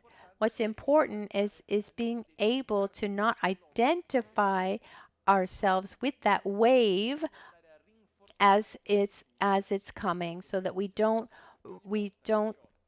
reinforce that mind. Because every time I act with body, speech, and mind with that mind, then I just strengthen that conditioning. Is that clear? That's power of opposition. The fourth level is to apply the antidote, where I generate the antidote: patience, where there's nervousness, or awareness, or love, where there's aversion, generosity, where there's miserliness. But first of all, we need to not nourish that conditioning. This is the power of conditioning. Is that clear? A fourth power is called the power of prayer, or virtuous aspiration. And the fifth is called the power of familiarization. But so I prefer to explain the fifth one first. So let's go to the fifth power. The power of familiarization means asking ourselves, what are the things that I do want to take with me in the next life? I'm in this hotel room. What are the things that are there that I want to keep? Or what are beautiful things that I don't have, but I would like to have? I want to have more patience. I'd like to be nicer. I'd like to have more awareness. I'd like to have the correct view of reality, bodhicitta. What are the traits that I would like to have that today I don't have yet? It's when we see a newborn, for example. Sorry if I say like this, but from my point of view, we see the predispositions that are there. There are children who are so sweet, and are there are children, newborns, let's say, have some work to do. Even Lama Ganchen once said, when one has a child, it means like inviting a stranger to spend his whole life with you. You don't know who's coming. So what happens? I want to be a sweet, loving, nice child. I don't want to be a ball breaker. But how can I be sure of that? I need to bring positive qualities with me. So this fifth power means familiarizing ourselves now with what we want to become tomorrow. I need to familiarize myself with all those traits that I want to develop, that I want to have tomorrow beyond this life. That's clear, right? The fourth power explained in the fifth place is the power of prayer. Means developing a desire beyond this life. What do I want beyond this life? We direct our aspiration. These are aspirational prayers. After death, what do I want for myself? And have a view that transcends this life. So I want to be reborn in a context so that I can continue my spiritual path. I want to be born in somewhere where I'm loved and it is healthy relationships. I want to be born in a place to be of great benefit to others. I want to be born, tall and blonde and whatever it is. I mean, think well what you want. But it's important to develop this feeling, this idea that transcends this life. And it's said that this desire that we generate has an important power at the time of our death, because the direction of these aspirational prayers is incredibly significant, related to the direction that one takes in the bardo. There's an anecdote. There was a monk who was about to die. He had meditated and studied well in his life, but he was very, very attached to Tibetan tea. Nothing wrong with having attachment to tea, but the problem was that as he was about to die, he had tea in his cup, and his mind was fixated on this tea. He didn't want to leave that tea, and the mind just went round and round on this tea. Oh, my tea, how can I leave this delicious tea?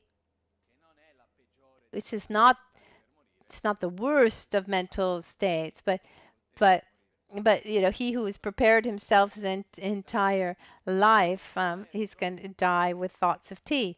Then his master came. He saw and he realized that his mind was attached to the tea and that he was dying. what happens is when one is towards that death process, that it's not the moment for great philosophical discourses. So this master with able means, he started describing the delicious good tea in Tushita. He said, "You don't know, in Tushita, where Buddha Maitreya, Atisha, Maitreya, there's a tea that is delicious. The milk is is fatter." He started describing all the, the these positive attributes of the Tibetan tea in Tushita, which would have which would have disgusted me because I don't like Tibetan tea. But so he wanted to go to Tushita because there was good tea, not because there was Lama Tsongkhapa, Maitreya, or Atisha. And he was able to direct his mind towards Tushita. And it's said in the story that when he died, that's where he went. So the direction one gives to one's mind is essential. So during our life, if we cultivate what we want for ourselves beyond our death, that is very important. There are also aspirational prayers like Kewa Kundu Yada Lama Dang, for example. In all my lives, may I never be separated from the perfect Guru, so that I can realize the stages and the path, so that I can realize the state of Vajradhara. In other words, may I in all my lives be correctly guided with love along this along this process of spiritual growth. This is an aspiration that one creates for oneself. It's important to have a virtuous aspiration beyond this life, like a light for our future. So as we prepare ourselves for death, we need to generate awareness of our own mortality. It's not a joke. It's not sooner or later I'll do it. Now I can't. There's no time to waste. And to prepare ourselves well for death, we need to distinguish between what I want and what I need, have less attachment to material things. The body is a means and not an end. Less attachment to our body. Create an identity of ourselves that goes beyond this body. Recognize the characteristics of ourselves that we don't want to take with us, and what are the good ones that we have, or the ones that we want to develop even more, or we need to increase those and familiarize ourselves with those even more, and have a clear direction for ourselves after our death. These 5 powers, do they seem impossible? But are they're doable? I mean, of course, one needs constancy and effort, but they're all reachable. We need to do them. It's said that these 5 powers, once applied well, then it's total certainty for a positive rebirth, more than having many blessings or prayers. These 5 powers ensure us to have a positive rebirth. So if anyone asks, what do I need to do to prepare myself for a positive rebirth, a good death, here are the 5 powers. The next point, just very briefly, to get to death without having regret, I need to be at peace with my past. To be at peace with my past, I need to thank those who I need to thank, apologize to those who I need to apologize, rejoice where I should rejoice. I need to be able to look at myself today and the past and be at peace. And how can I do that? First of all, we need to accept ourselves with affection.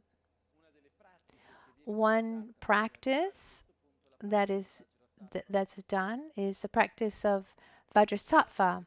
In the practice of Vajrasattva, if we read the meaning of the mantra, for example, the 100-syllable mantra of Vajrasattva, for example, even if sometimes it's said to be the mantra of purification, a kind of, oh, Vajrasattva, Samaya, oh, I'm so bad, I'm so bad. We do some like self-flagellation. I've done bad things. I need to regret deeply and punish myself. No,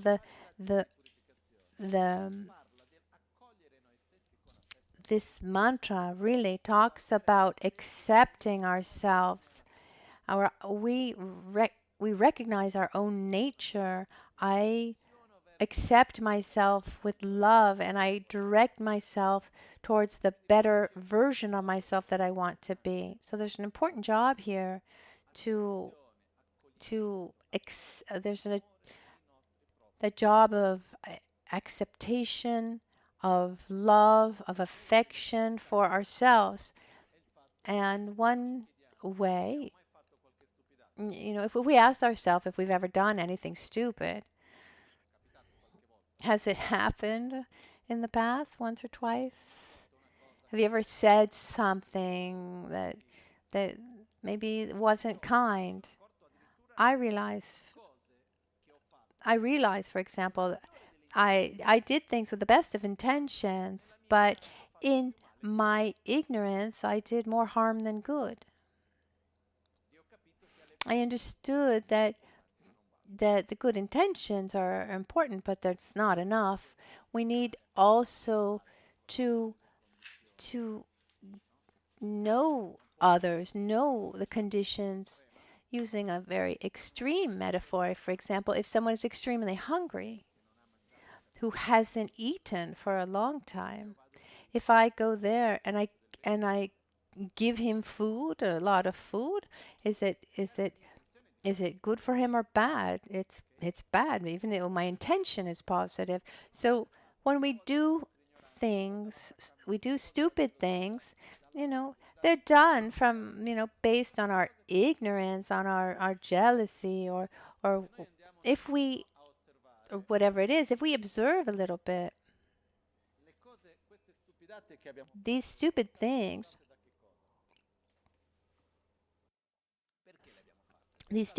we've done, maybe think of one in particular, something that you've done.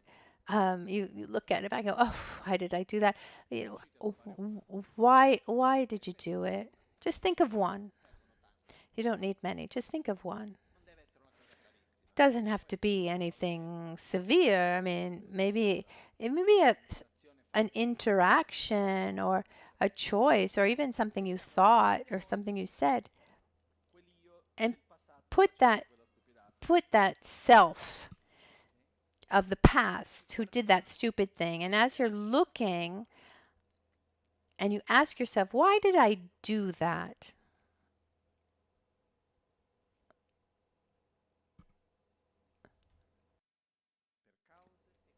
Causes and conditions.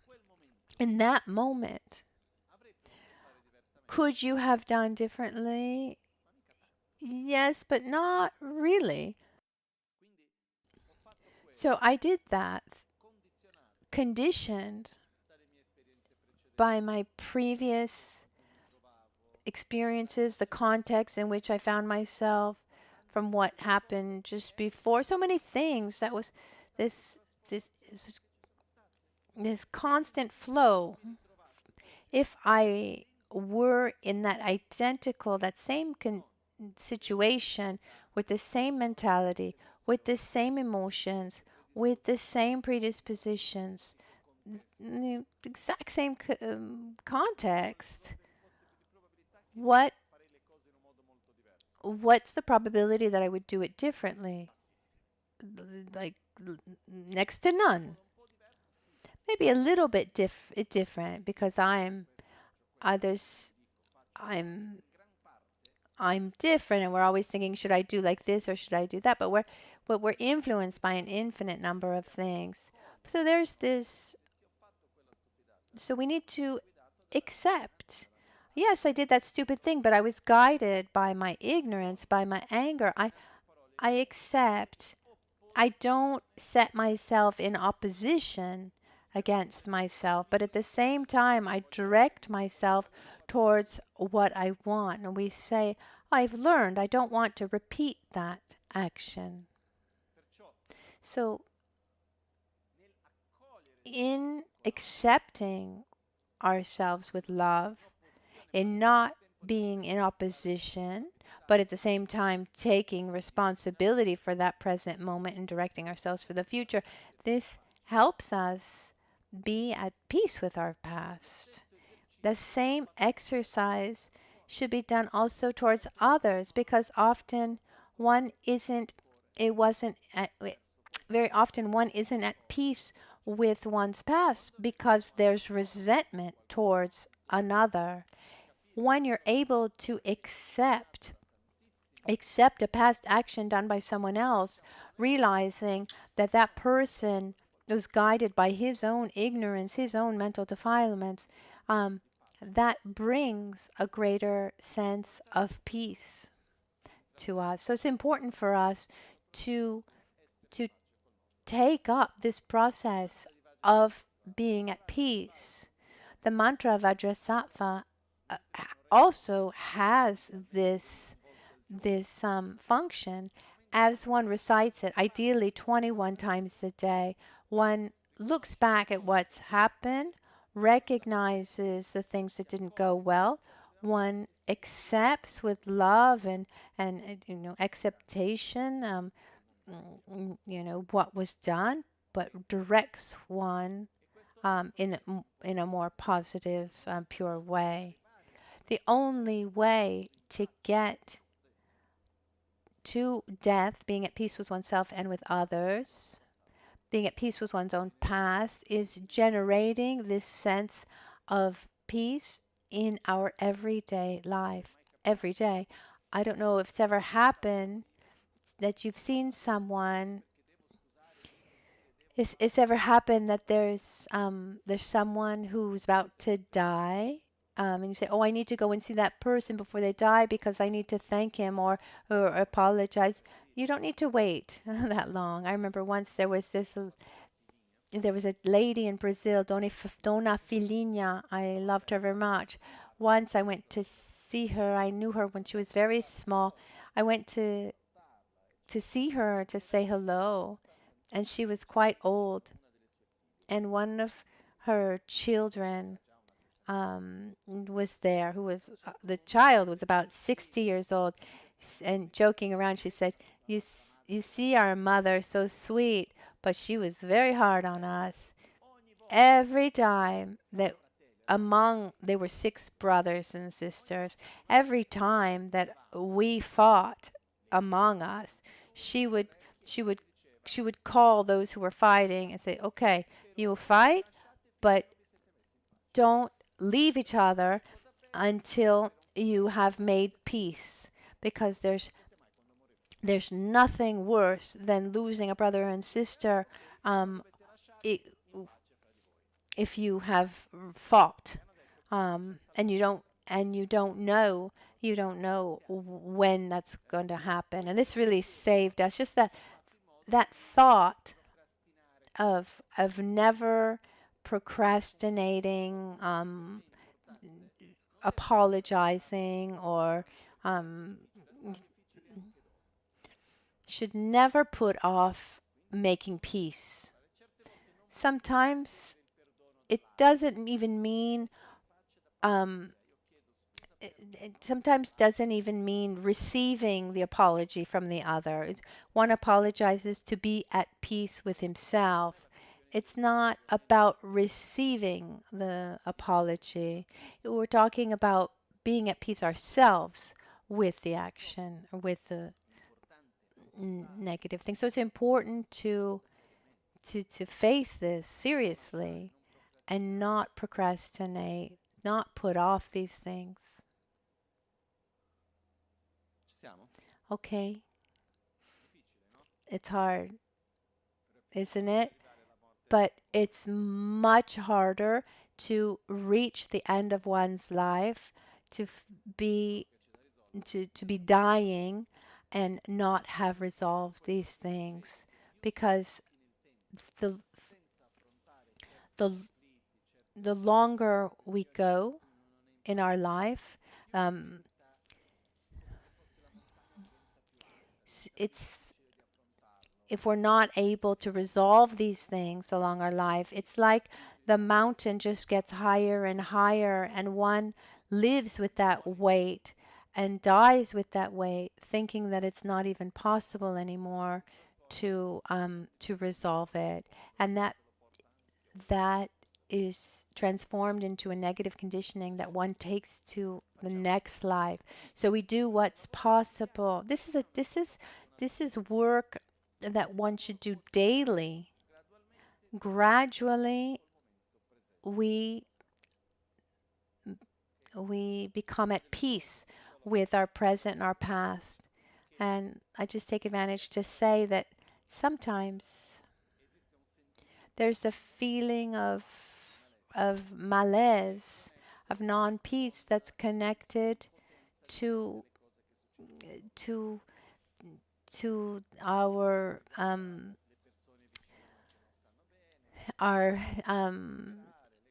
the impotence of being able to do things for those around us, or situations around us where there's a lot of suffering.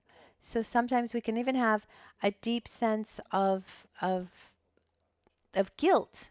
So we feel that we're not able to resolve these problems around us. But let's remember that to be at peace with ourselves and the situations around us, we remember that none of us has the responsibility or the responsibility,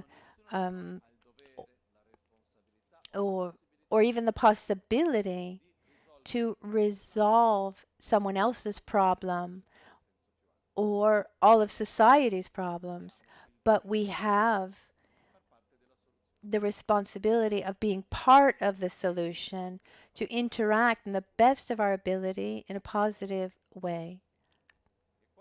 And when we have this inner coherence of being part of the solution of that thing, that allows us to be at peace with ourselves, even if we see that the situation is still difficult. So that sense of impotency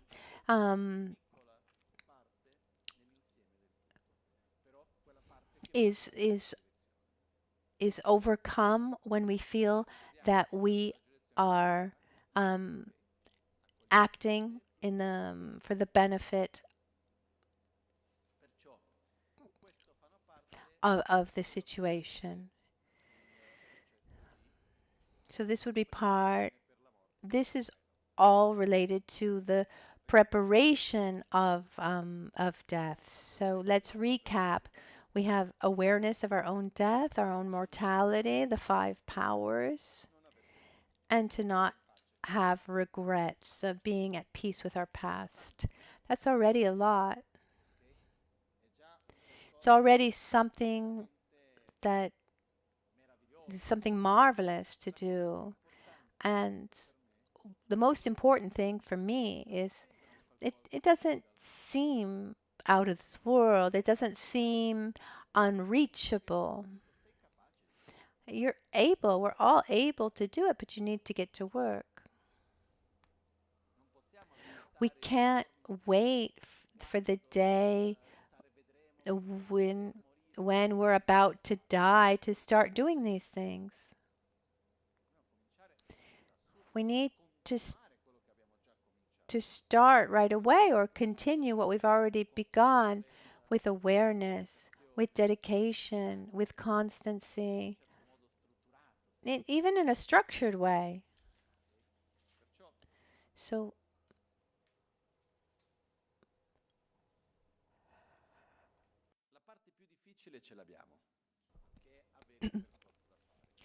so we most people on this planet, if we ask someone, how can you prepare for death? Most people, do they know what to do? Even when someone is very well learned and is full of degrees, often how to prepare for death is he doesn't know how to do that. So for some strange reason, and I don't know the how and the why, we have come to know a valid tool. We have a clear answer, a clear direction on advice on how we can prepare for our death.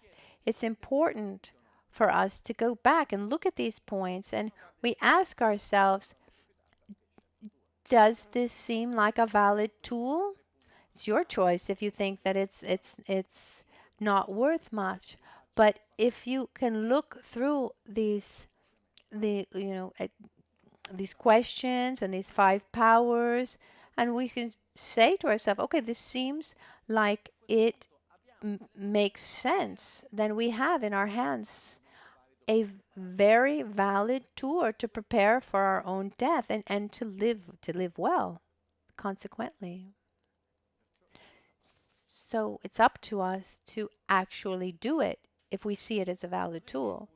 It's not that one is better than another, but we have an opportunity.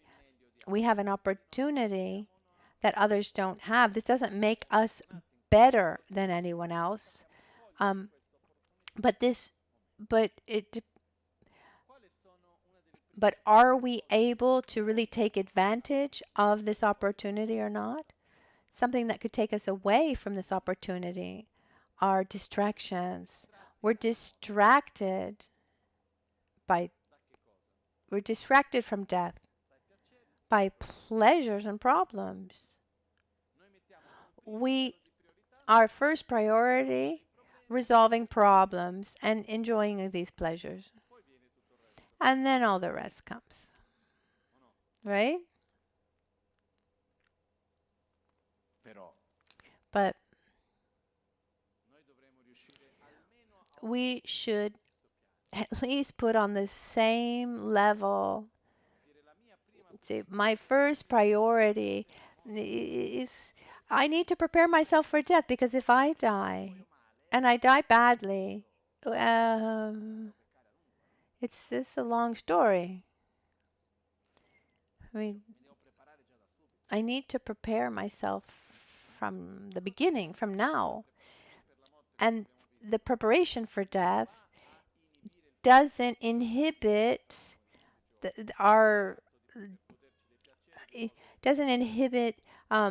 enjoying pleasures and resolving problems. It's just how we do things. So there's a level of consciousness that changes everything.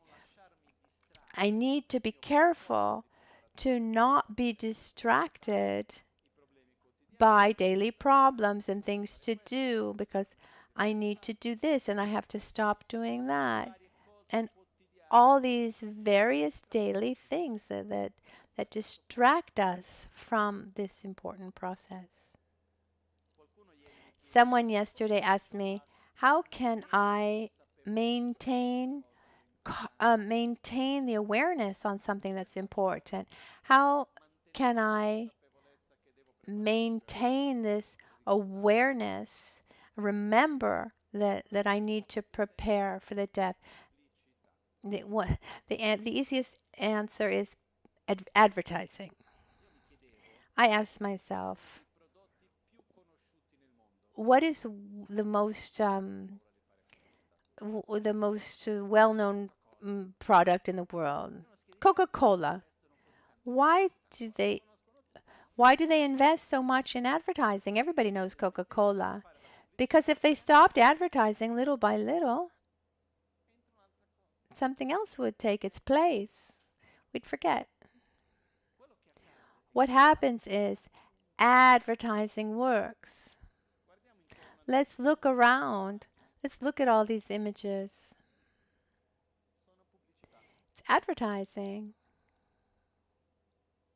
Okay. First of all,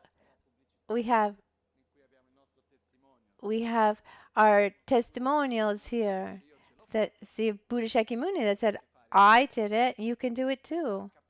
To show us that it's possible. We have Atisha, Lama Tsongkhapa, Chitra Rinpoche, and all the various masters of the lineage who are telling us, we've done it, you can do it too. Do what? We have the 5 Dhyani Buddhas and the 5 Great Mothers. Develop wisdom, satisfaction, love, stability, spontaneous effort to overcome fear and anger and hatred, dissatisfaction, ignorance, etc. This is what these images are telling us. Of course, and they're also the commitment beings, and they help us as a basis to connect with the wisdom beings, but they're showing us that we can do it. And we also need advertising about death. In other words, we need something that helps us remember in a non-morbid way,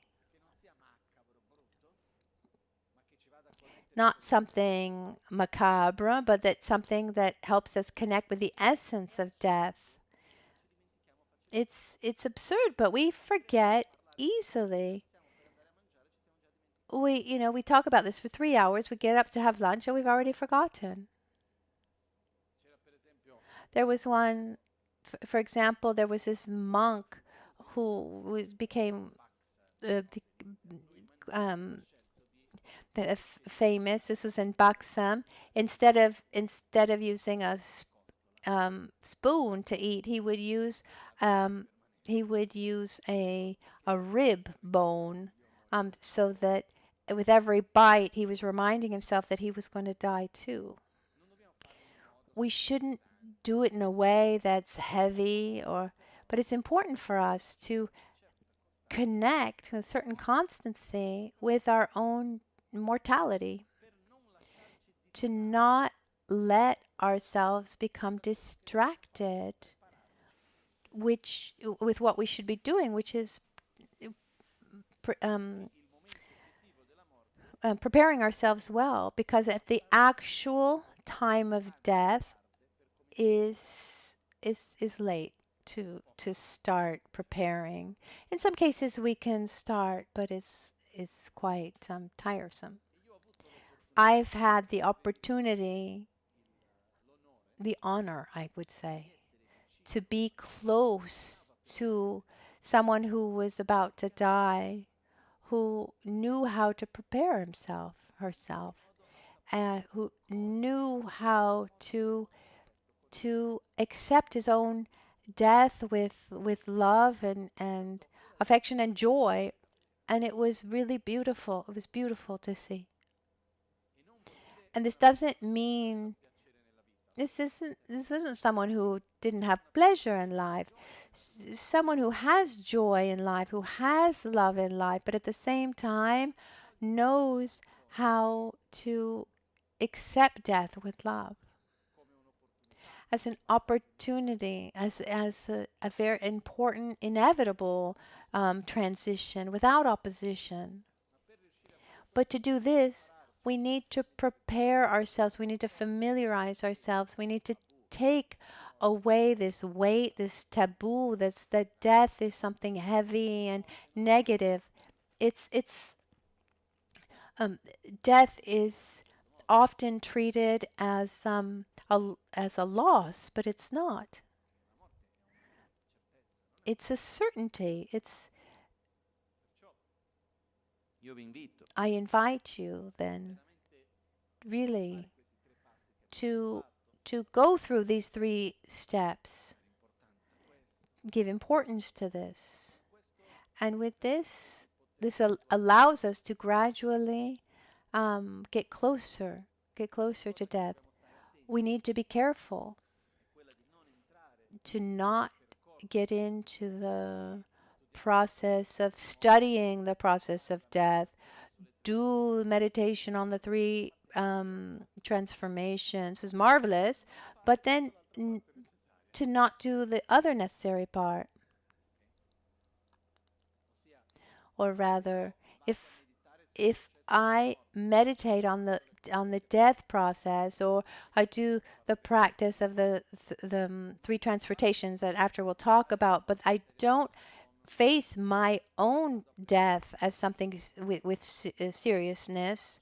I don't develop this awareness of my own mortality, or look at the 5 powers, etc. None of the rest will work if it doesn't have a basis. I don't know if this is all clear. So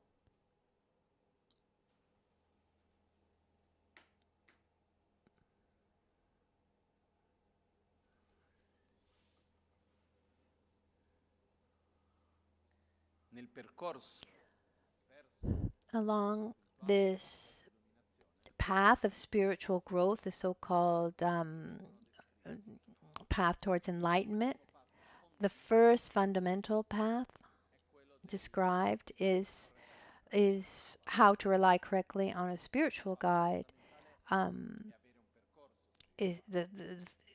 needs to have a spiritual path. The second step, which is actually the first of the spiritual path, is the deep and sincere awareness of one's own mortality.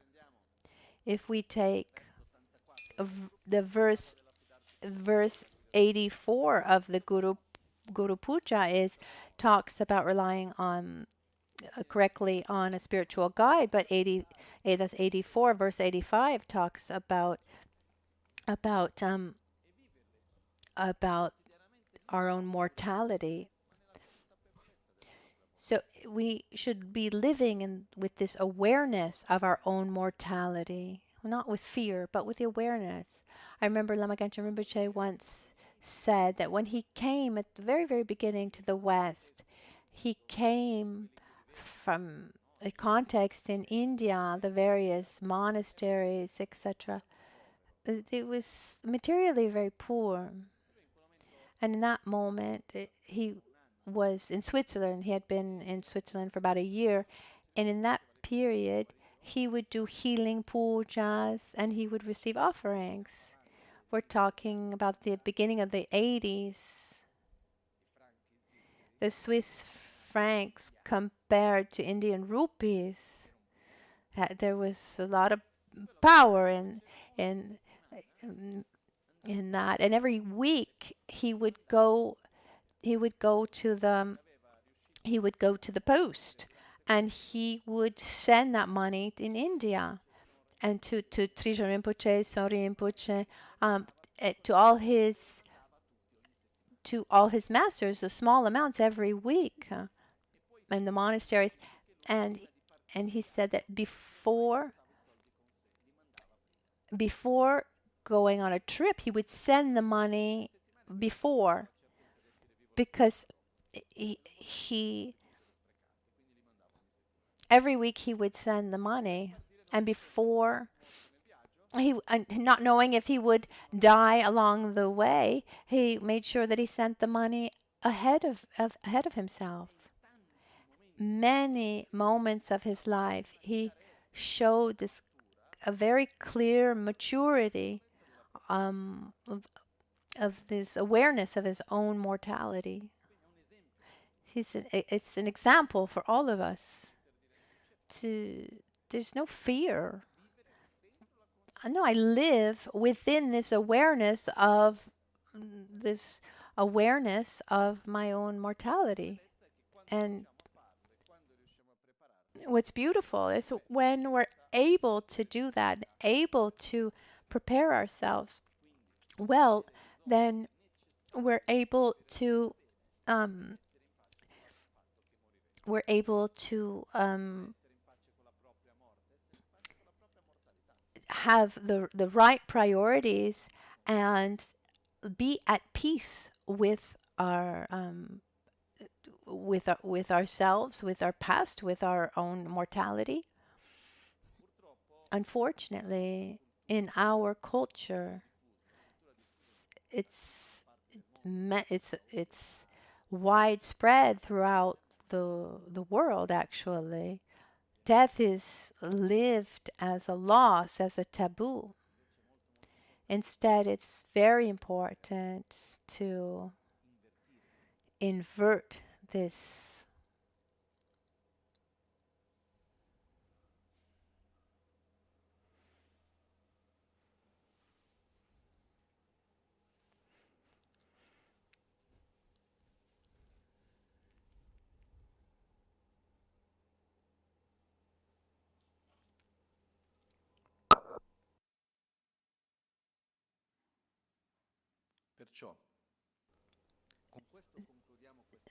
So with this, we conclude this part.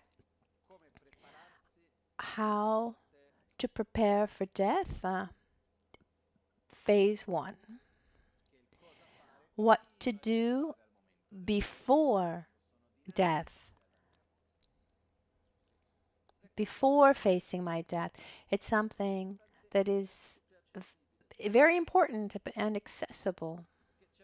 Because often people think, oh, I don't need to prepare because my guru is going to think of me.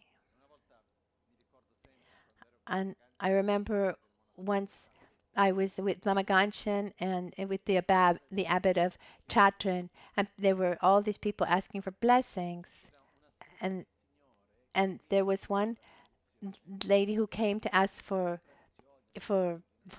blessings, and they would say it was Nawatani Toros, which is don't send me to hell. And the abbot of Chatran jokingly said, if you're not going, I'm not going to send you.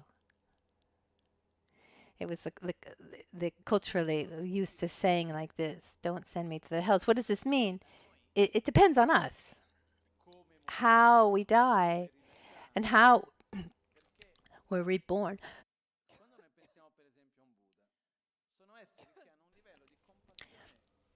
If we think about a Buddha who has a level of compassion that's unlimited, it's not that he has more love for one and less for another.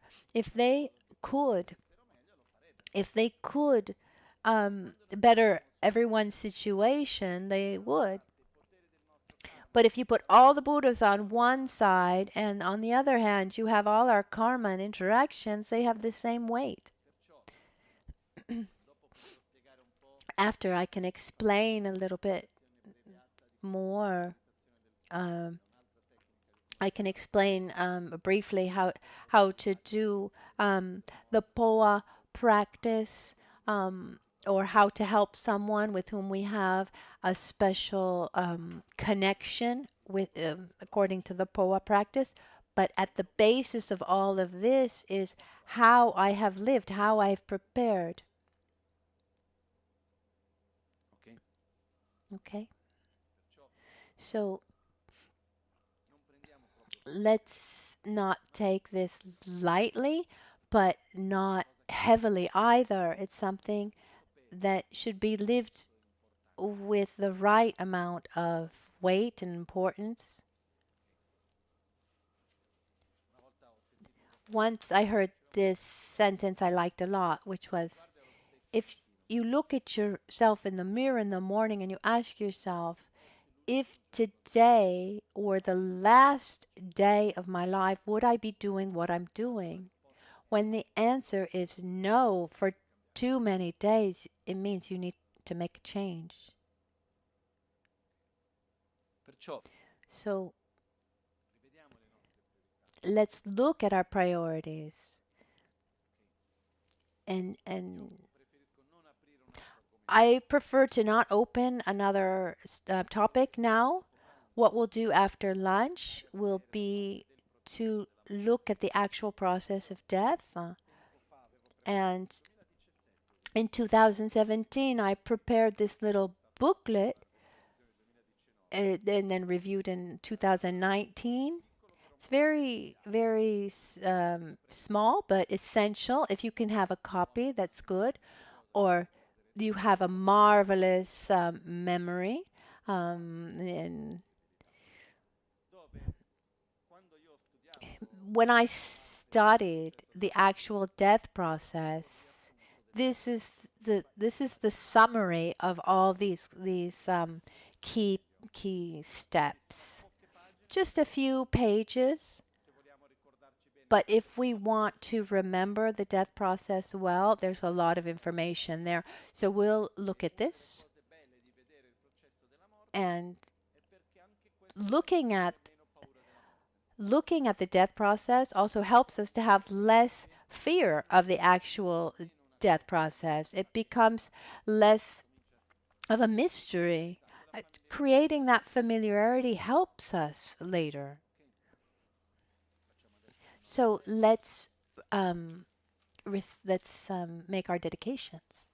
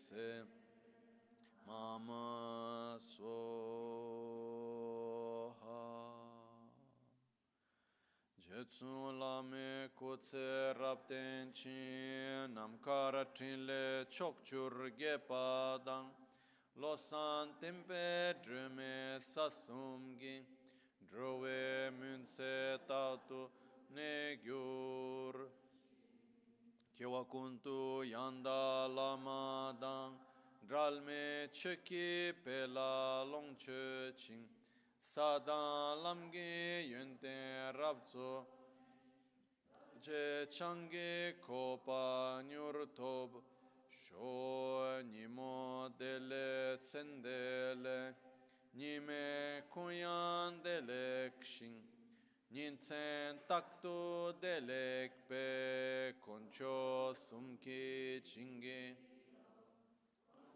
sumki ngodrubu tsol concio sumche trasciscio.